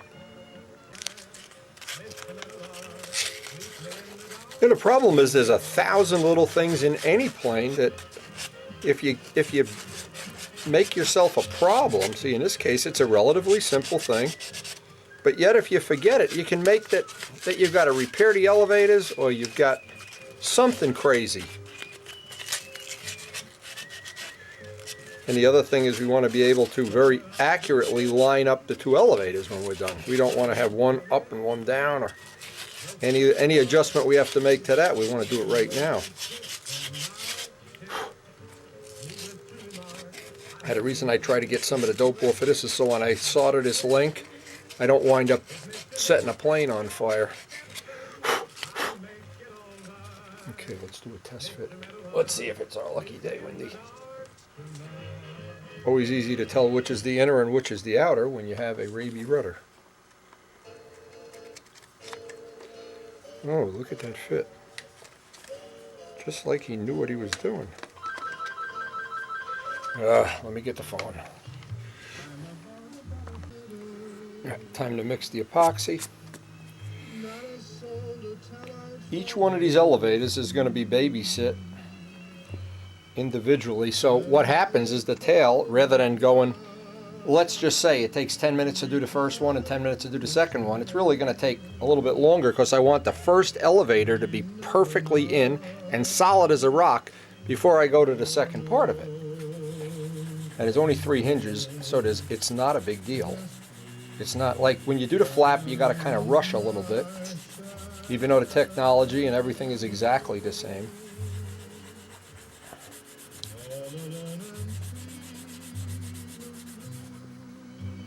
Now, there's my little fancy tool. Scrape off the dried epoxy. So far this has been working well.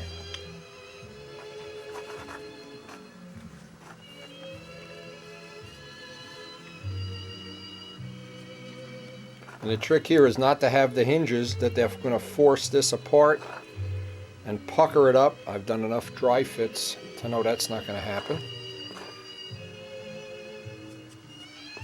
But I have to tell you one thing I did do.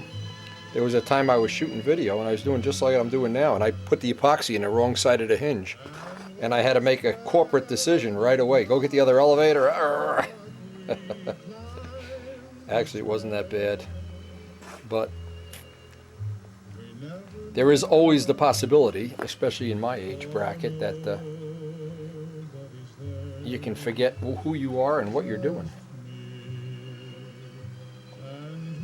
Thank God for lists.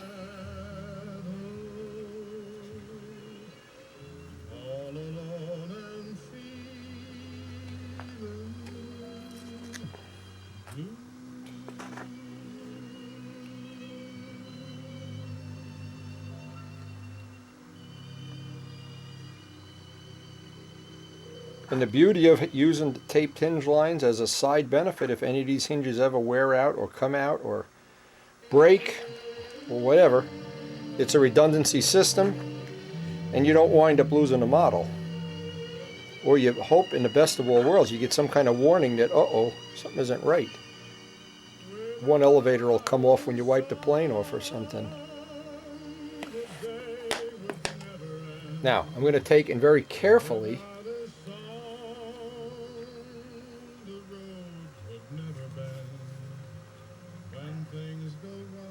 put some down on that edge.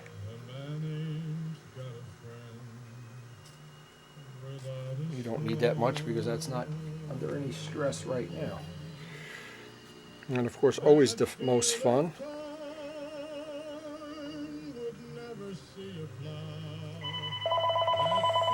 Oh my God, it's got to be Richard Oliver calling. Let me get the phone. Okay, good thing I didn't miss that call. That's Les. He's coming over in a few minutes, so let me get this in. He's up in the area. I'd love to hear from him and see if he's staying over at the Jacobone Hacienda. See what's cooking and booking and everything. So let me rush and get this done.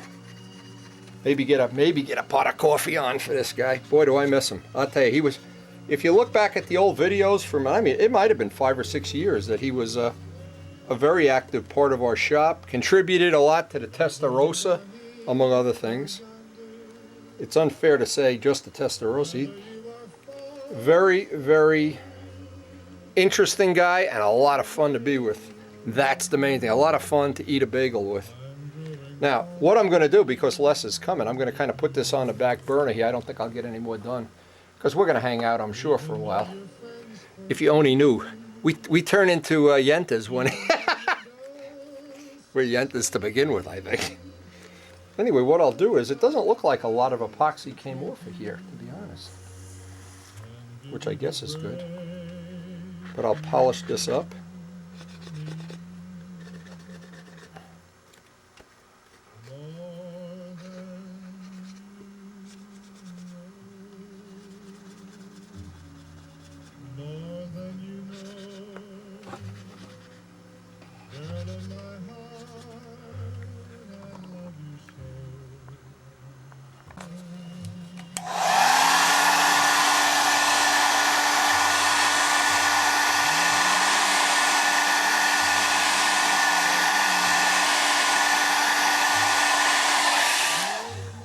Well, I'm just going to babysit this until Les actually gets here, but just keep running that alcohol in the hinges, making sure nothing gets wackadoodly.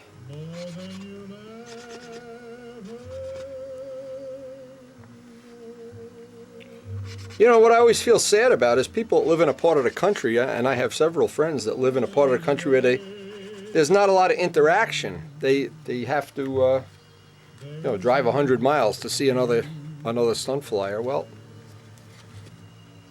over here, the wild hogs are rampant. Anyway, I'm just going to babysit this until Les gets here. So I'm glad we didn't miss Les's call. Otherwise, he wouldn't have. We would have missed him today. I'll go get some coffee on.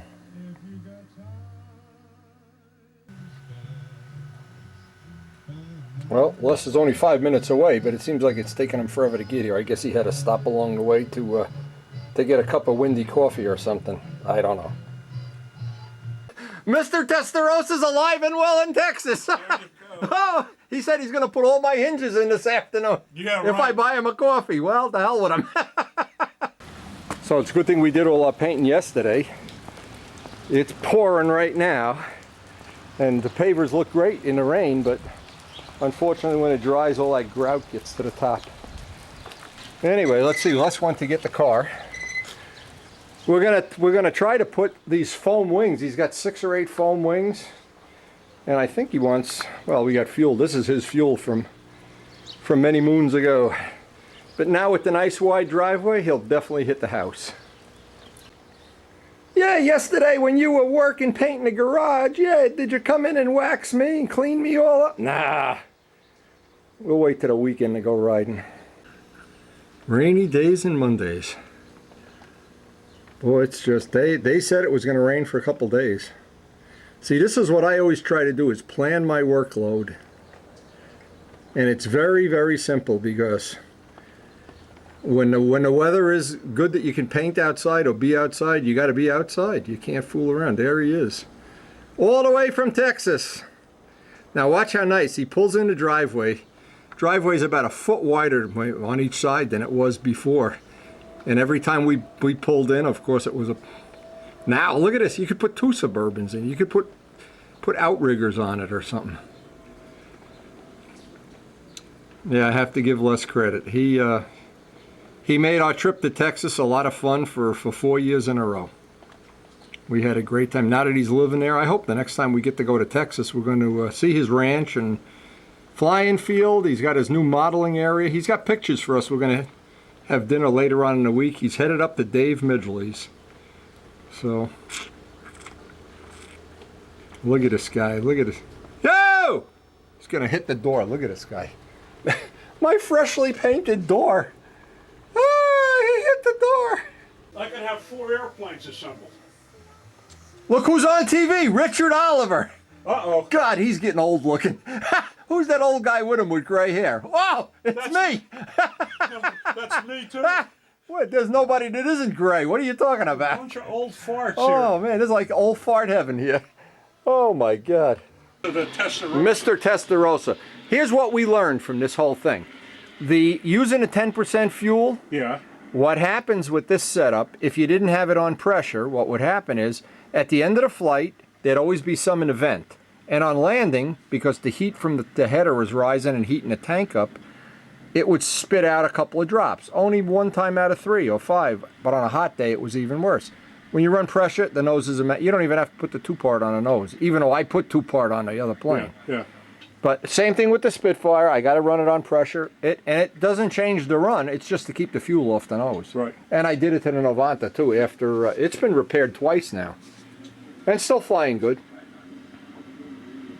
Okay. I got Richard's little fire jet or jet fire or whatever it is in the Spitfire. Obviously, we're not going to fly today or next. So as soon as Jacobone gets off his duff, is he? You're staying in that little cottage of his, that little apartment? Yeah.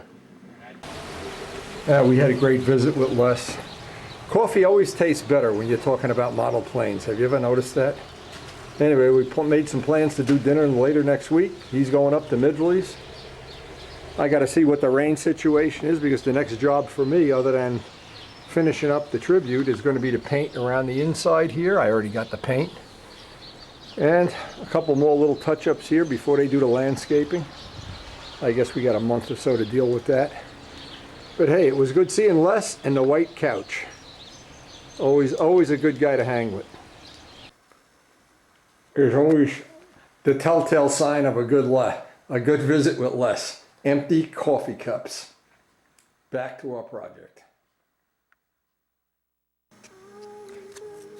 And we just had a fabulous visit with Les. That really was a special time. But we need to get, because of the rain and because of having taxes done and everything, it looks like we're going to be limited today to just getting this finished if possible. And I wanted to dry fit this as I always do, but it seems like I've already encountered a problem, and I think I know what it is. See, now where this normally would go in here, what's happened is it's built up with paint, so when it goes to press up into the horn, it's a little bit bigger than it should be. And now the alignment, if I look straight down for the alignment, it's pretty good. That's perfect, in fact.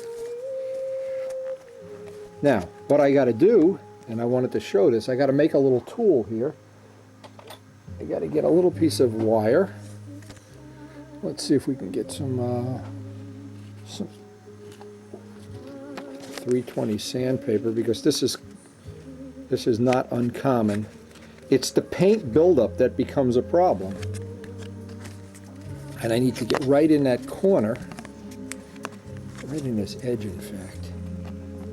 This wire's too thick. I really need 3/32 wire if I got it.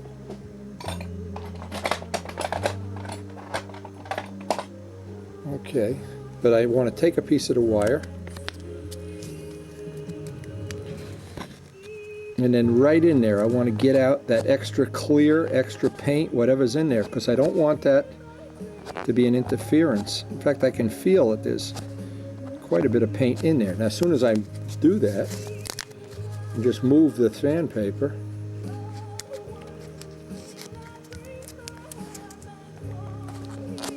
and at some point in time after removing this, there we go. Now I can get a little bit of clearance in there. Anything like even a cowl, if you have the simplest plane going, and you have a cowl fit, the cowl fit changes as you paint the plane and as the dope shrinks incrementally, but it's, if you, and I want to even take a little bit off of that aluminum tube if I can. Here comes a big chunk of clear. That's what's keeping it from being a perfect fit.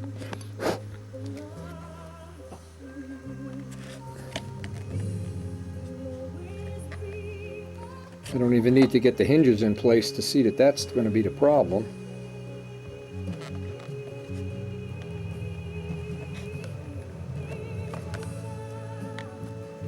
Well, the day didn't play out as we thought it would, but it was a good day anyway. Okay, now we have it. And the way you can tell, just put your finger on top of it, and if you don't feel any, you know you've got the clearance that you really should have. We're not concerned with having a real razor tight fit here because we're going to run taped hinge lines anyway. Okay, we're ready to glue these in. Now gluing them in is going to be just about as simple as it gets for a 3-hinge job. But I wanted to mention something, you know, with Les down in Texas, and I can remember how many jobs, and today would have been one of them, of course, when you have an extra person at your disposal helping you do a job, it's always a lot easier. Inking especially, or things like this where you can have somebody hold a part straight while you work on it, or it's I think, and it's just my opinion, I think it's always a lot more fun to build in a group or build with friends, or like we did the Midgley Build-a-thon where Les was a part of that, of course, or some of the days Joe and I have built plane parts at various places. And I just think, well, bottom line is it's just more fun, and at my age, at 63, and there's something about having fun. It really is the top priority. Now this is pretty redundant. There's not going to be a whole lot different going on. Where's my little knife? I want to get some on a horn too.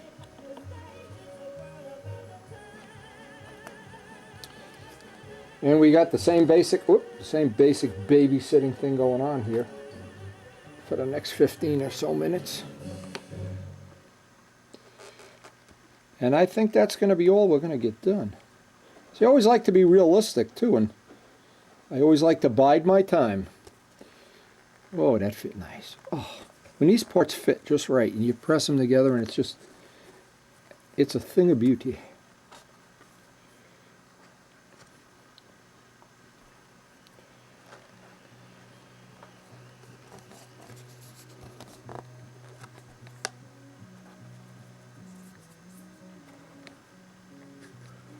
And yes, we really do miss Les.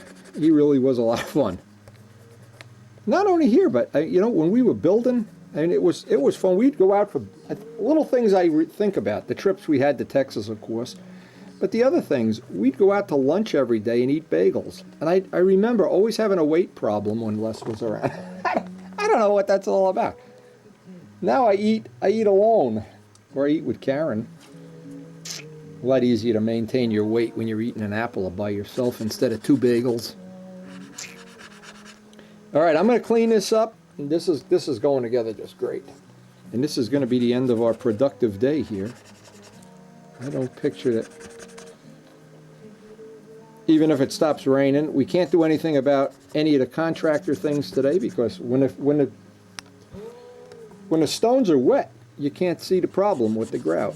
They have to be dry. So this day is off.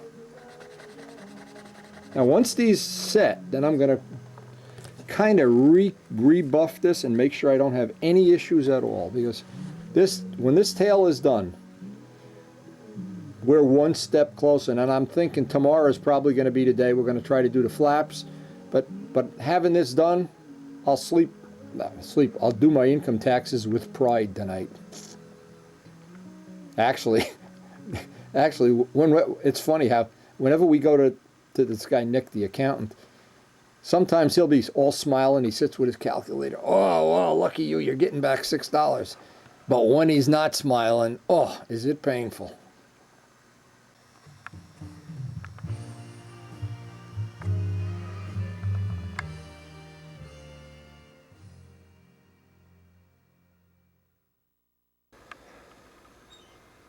Well, last night I went out, based on the weather report for today. It's supposed to be in the high 50s.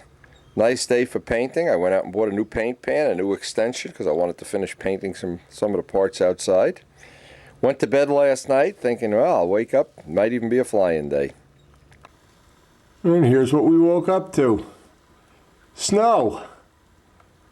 Guess I'm not going to be painting outside today.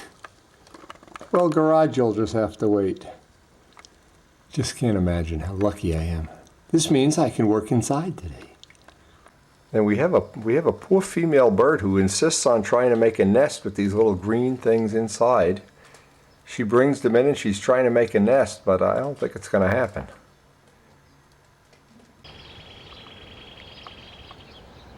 Just when we thought it was safe. Oh, what an adventure this has been. Well, I guess that means we're going to be putting flaps on today. And Rutherford is a downtown winter wonderland. Now I wonder how the birds feel. They must be very confused. Here they're making nests. They're all set to have their little mating cycle going, and look what happens. Yeah, we wake up to snow. Who can predict this? Now I need to do the same thing here. Get all the paint off of here. All of any dope that's built up on there. I want to do a dry fit on, because don't forget I have to put the tab on and the flap at the same time. I want to do them together too, because I don't want to take a chance that one is moved in or moved out. I need to clean off the dope that's on the lead outs here, and you can see there's still a little bit. I don't want any of that, get all of that off of there. So I'll get all prepped up to do the hinges. Now I wanted to get this ready for the hinging, but I also, as I work on each part, try to get the parts ready, get any of this little, I call it resistance, but what'll happen is I've seen, again, many planes that guys have brought a plane out for the first day, the first flight, and they've got so much dope on the lead outs that the controls are clicky and sticky and whatever, but we'd like not to fall for that. And since we haven't bench trimmed the plane yet, we want to clean out all those little slots so that I can plug these in according to where I want to have them. Little details, a lot of little details for a snowy day. Boy, we didn't expect this at all. I was all keyed up for a day of working outside. Well, I guess so much for that, being keyed up. And even right here is where it's right up by the wing. I don't want to have any. Now, a lot of people think, oh, that'll wear off in the first 10 flights or something. You never know. By that time, maybe you'll miss a wing over pull out and do something. Nothing good can happen having sticky controls. There's no advantage ever, in any way that I can ever think of, that there would be an advantage to having sticky or hard-working controls. And in this case, I don't want to have any issues. I want everything to be perfect. So even our little eyelets have a little bit of a buildup on them, and what would happen is if you force them in there, what happens, it spreads this open. Then after the dope comes off, it's a sloppy fit, and you got to put Scotch tape around, which you usually have to do anyway. But I'd like to get, again, what I'm looking for is a nice precision fit that I can just do this right at the field. And I don't care if I got to spend some time today working on it. Before I do anything, this is going to be cleaned up.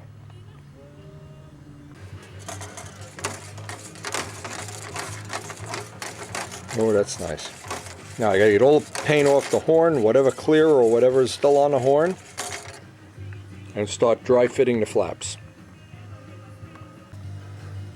Now I know there's a lot of paint that's worked its way in here, and I want to get this off. This may take a little time. Anything that's going to tend to give the controls some bind, certainly want to get it all off of here. Now, when you're dry fitting let's say this was a one-piece plane, you have a problem because as you dry fit the flap, you have to do this. I have to anyway, and then get one hinge at a time. Well, you have a fillet here, and it's a problem. Well, because we can take the body out of the way, we have a lot more freedom of angles that we can fool with as far as getting this on and off. It's a lot less critical.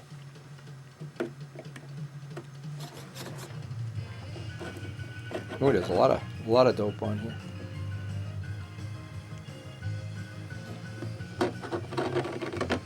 You know, if I didn't get this off, what would happen is I'd get that horn on once or maybe, and it would lock up like a Chinese necklace, and then I'd really have a problem. Getting that horn really clean before I do any dry fitting, very important. Now, when I started to do the dry fit, I realized some dope or whatever has gotten down in there, even though I've cleaned the horn. Now, here's the one thing you never want to do. You never want to put this in a drill press or a Dremel tool and go, because number one, it's soft aluminum. You'd make the tube as sloppy as could be. What I want to do, this is a 125 drill. I want to go back and forth and just little by little, there it comes. There's the stuff that was in there. And it only takes, since these are, the wire and the tube are a relatively tight fit, I don't want to have any binding at all. When I go to do the actual gluing of this, I want this to just drop right on there. And that one drop of epoxy that'll work its way into that little recess will be fine.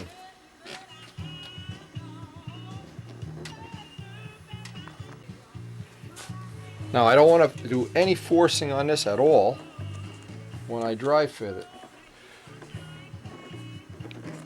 Hey, there's still something in there.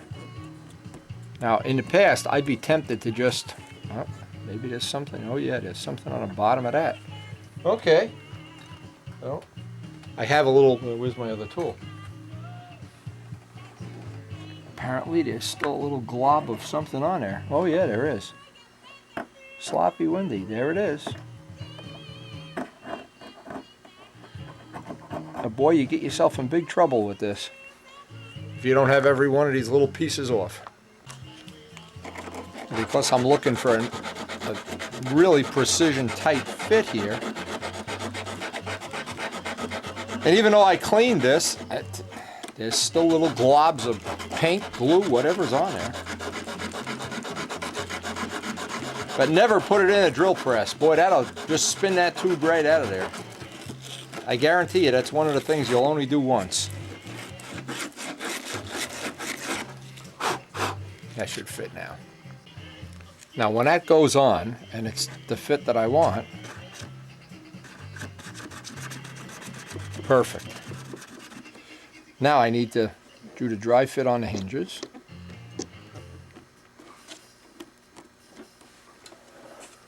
And when it's a take-apart plane, you're allowed, what happens, it's very easy because you can bend this back and do one hinge at a time, as I'm doing right now.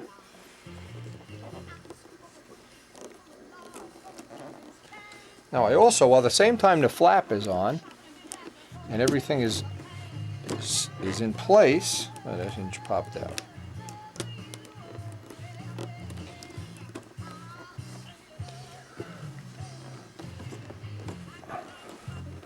Okay, now I got to chest fit my little tab, the little gizmo that goes on the tab, and I had preset this during the build that everything was in alignment during the build. That doesn't mean right now the dope has shrunk or that the forces of the moon and Jupiter have acted upon it, but it's going to be one very nice set of controls very soon. And that looks like it's going to work pretty good. Well, we'll find out. And again, Richard Oliver came up with some other system that I haven't seen yet, but he's been using this technology to trim his plane up of having two tabs, and we'll see how his stuff worked out.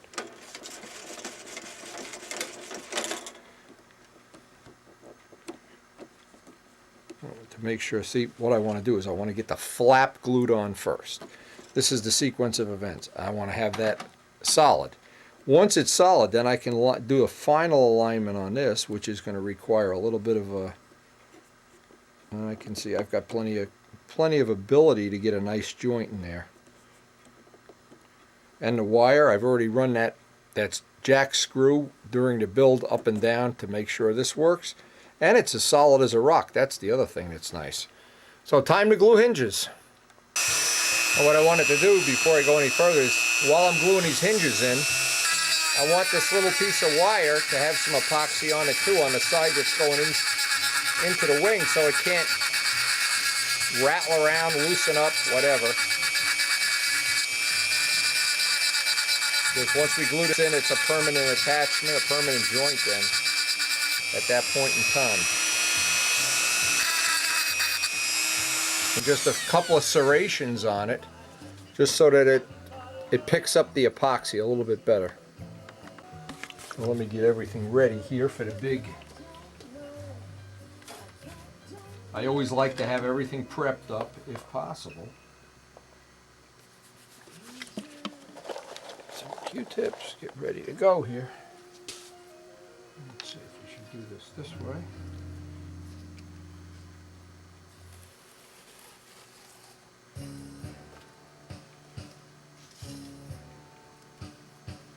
And this is, of all the ones that you have to kind of put a little push on, this is the one.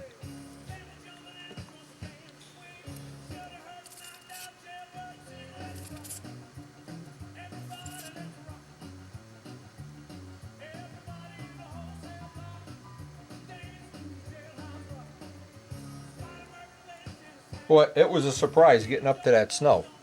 That was really something. Karen actually got up a couple minutes before me, and she looked out the window and she said, "Ah, it's snowing!" Ah. And I thought she was kidding. I thought she was giving me a hard time. No, she wasn't kidding.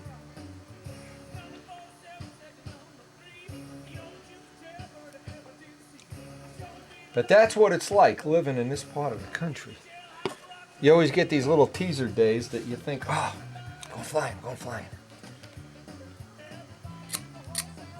Got my knife ready. Let's get ready to serrate that. Okay, time to cut bait or fish. And of course the biggest thing, to see if it's our lucky hinging day.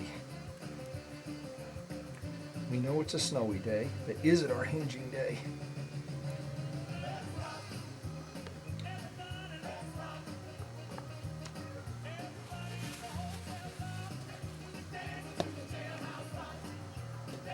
Okay, rock and roll.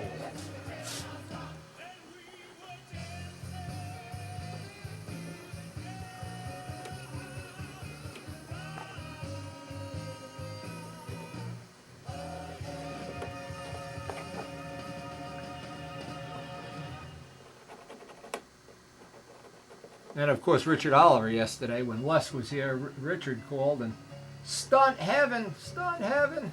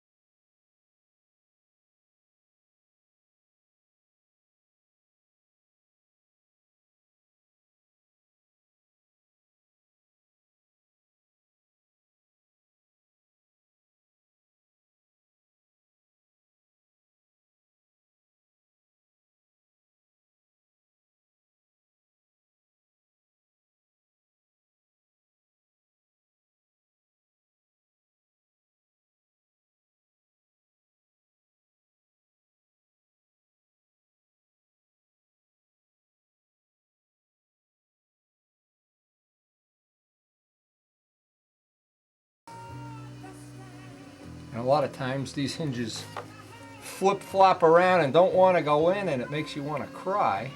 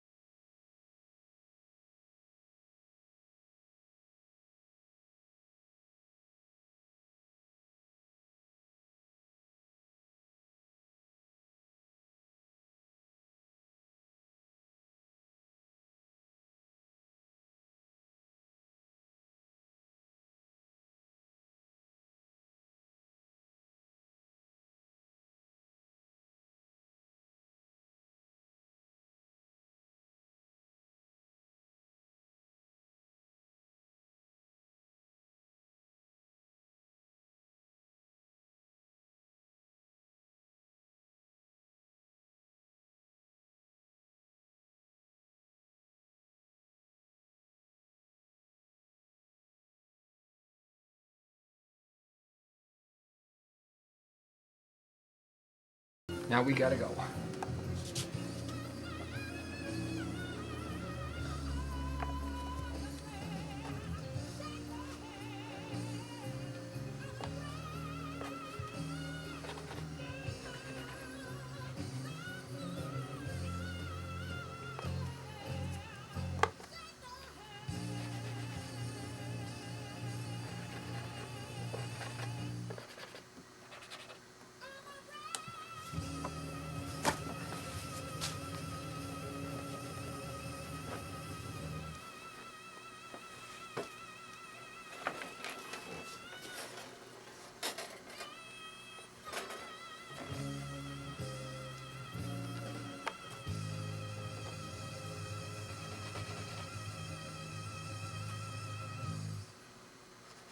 This is where it's really nice if you have a helper. And when Les was around, wow, he knew just where to put the Q-tips and all of that kind of stuff. But you still, I always think you have to be able to do everything yourself. I was talking to a motorcycle dealer the other day that I was just looking at bikes and stuff.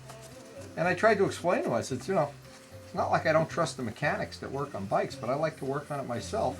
I like to know that those front fork bolts are tight. And he laughed. He says, yeah, it's not funny.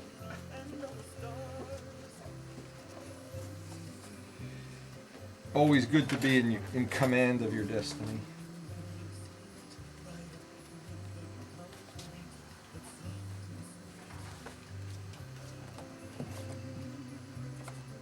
Now we'll have the little babysitting of the day. As this goes. So my hands.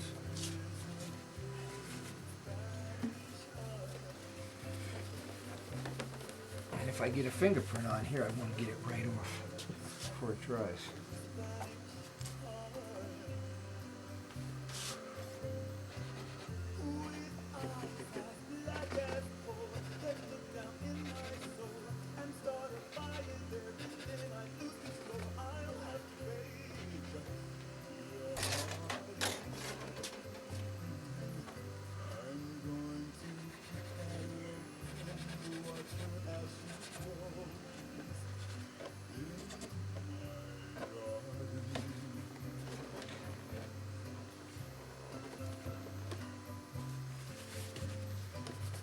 Sloppy, Wendy, sloppy. That just never immune from getting a fingerprint on something.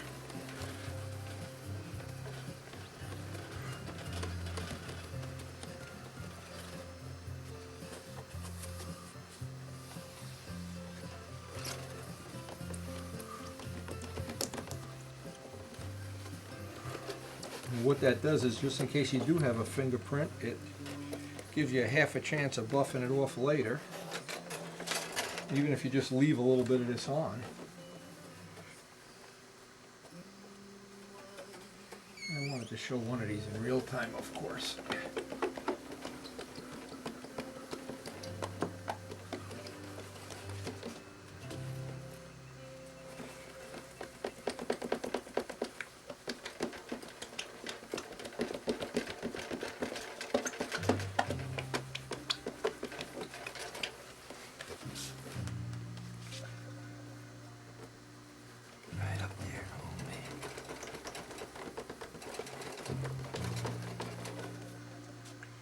These are epoxy. Yep, still a little bit gooey.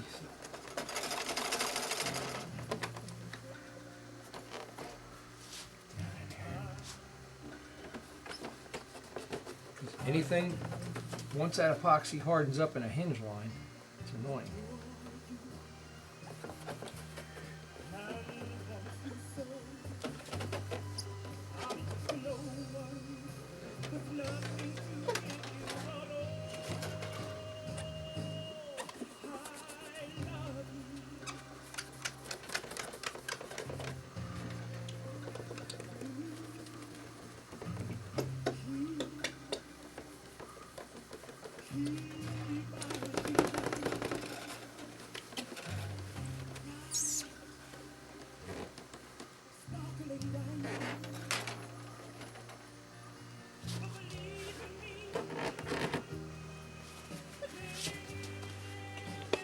Oh, he's got to be one more fingerprint. Unbelievable.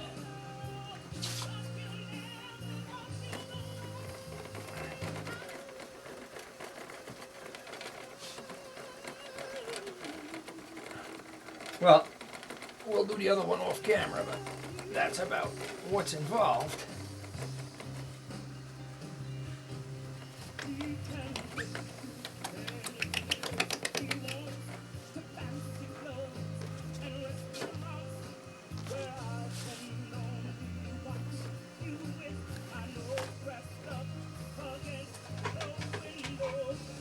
Once I know I'm set, and I have done this and gotten to this point and noticed one hinge was, when I was trying to do this the old-fashioned way. This way, oh, these look nice. These look like they're going to be fine.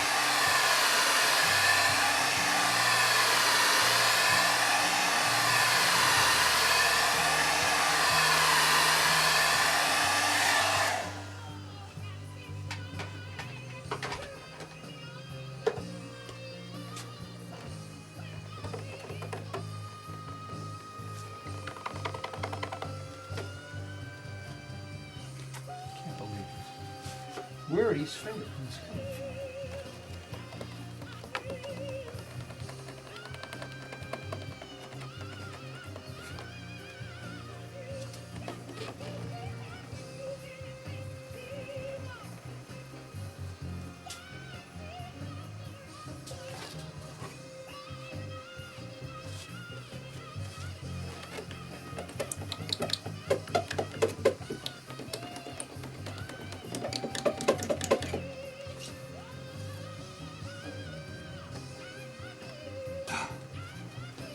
frustrating.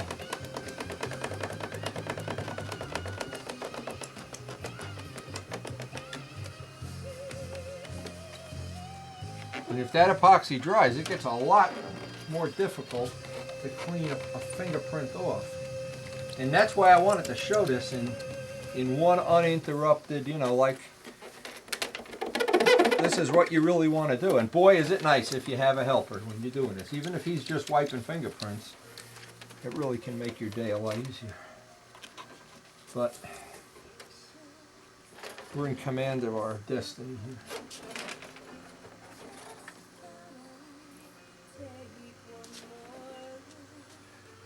Yes.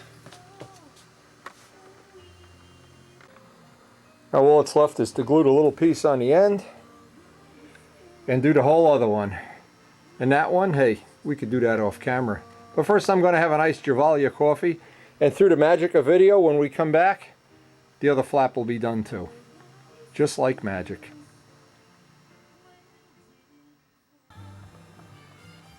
Boy, if only in the real world it would work this way. You could just go have a cup of coffee, come back 2 minutes later, it was done.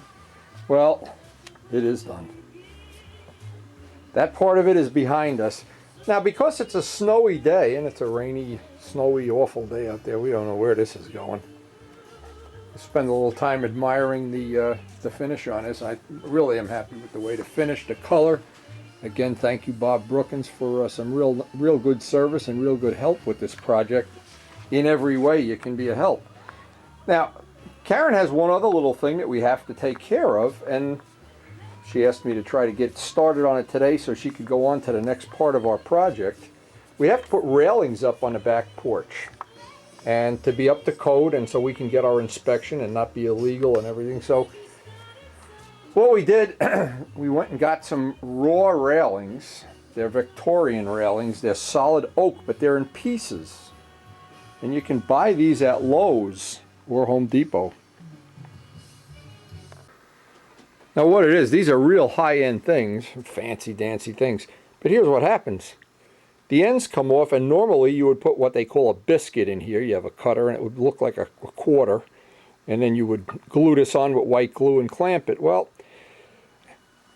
I'm going to try to use 5-minute epoxy, because what I want to do in the final analysis, before I even paint these, I want to sand that joint away so that joint kind of disappears. Now keep in mind, this is solid oak. This is really nice wood, and it's really nice. Actually, it's got a pretty nice finish on it, but when I'm done with it, I want to have, you know, a Bob Brookins finish. I want to have something really nice on there. And again, because it's an outdoor thing, it's going to take a tremendous beating.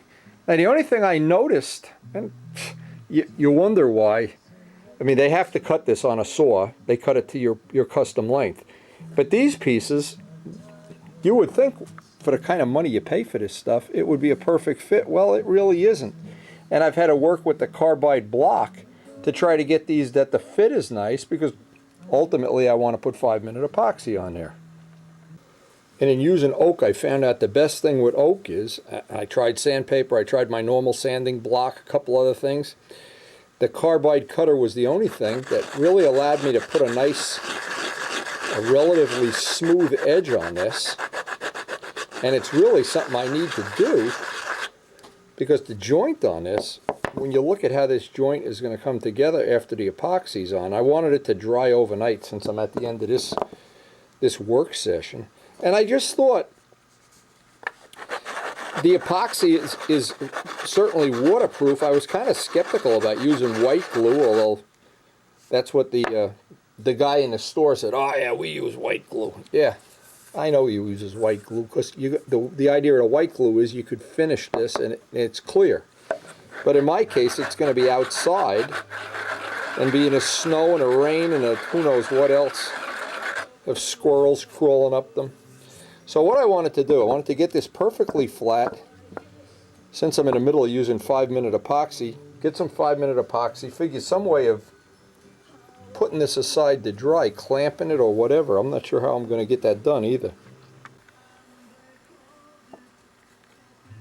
It wasn't a 5-minute job getting that the way I wanted it either.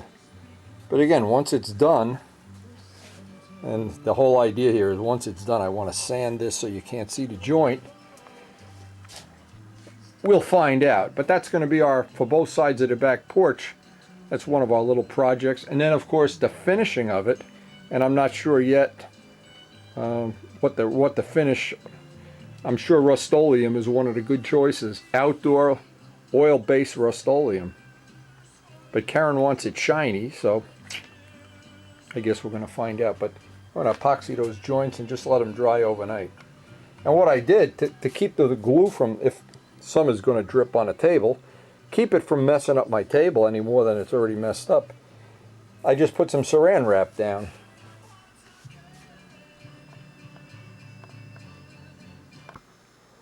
Now the whole idea of this whole operation, this whole thing, predicated on one thing, that it's going to be an outdoor part. And I also thought, I was wondering if this is going to be practical, of putting a coat of West Systems resin over the railing once it's sanded out and before the gloss finish. But again, that's going to be, we got to see how that's going to work. Now here was my thought in using the epoxy.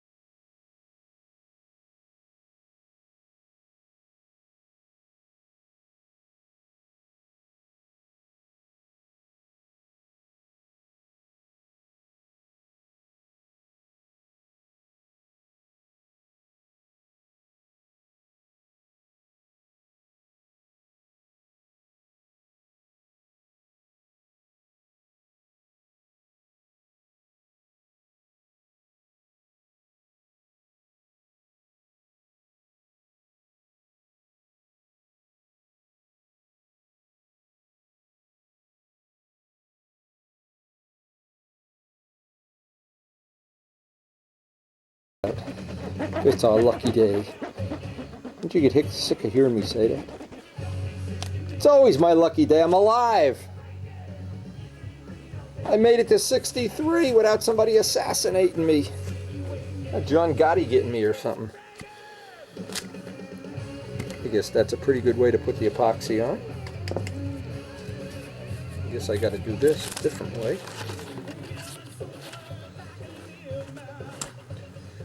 And we really don't care if any oozes out. It's simple as that, because we're going to sand this down quite a bit. Oh, we got the other side on. May as well do them all. Why am I being a baby?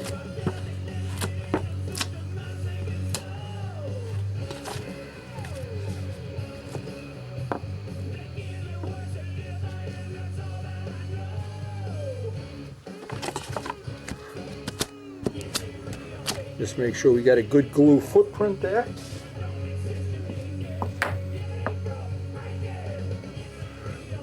Oh, man. All right. I guess, like I said, I think we're going to do one at a time.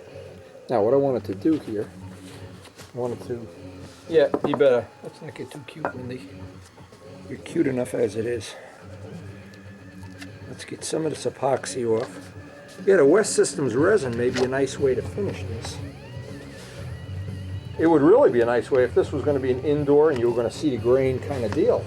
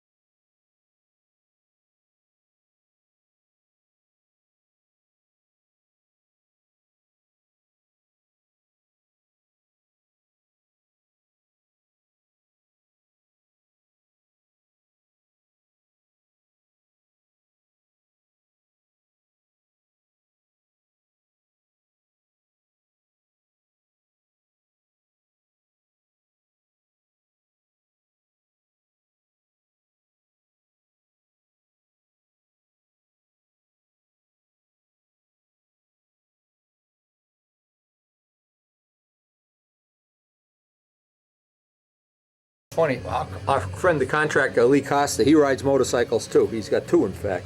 He's got a Triumph and a Harley. And the first part of the job, I was making that seat for the Suzuki, and he looked at it and he said, "Oh, what are you doing?" And then when he saw it the other day when he was here, we were talking about motorcycles, and I took him out to the garage to show him the finished seat. He was pretty impressed. I was glad to see somebody appreciates my hard work. Okay, now I'm going to kind of babysit this for 10 or 15 minutes and just keep a light pressure on it. And I'll get the other one done, and then we're definitely done for the day. The end of a snowy day. And tomorrow we'll start the final assembly. Hey, we're only a couple days away from having this puppy in one piece. Getting ready to do our railing if it ever stops snowing out there. And through the magic of video, this will all be done in one flash of the camera.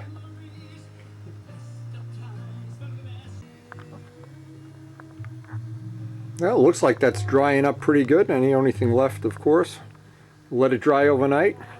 See if it feels solid tomorrow, and then in conjunction with assembling the plane, we'll start the finishing process.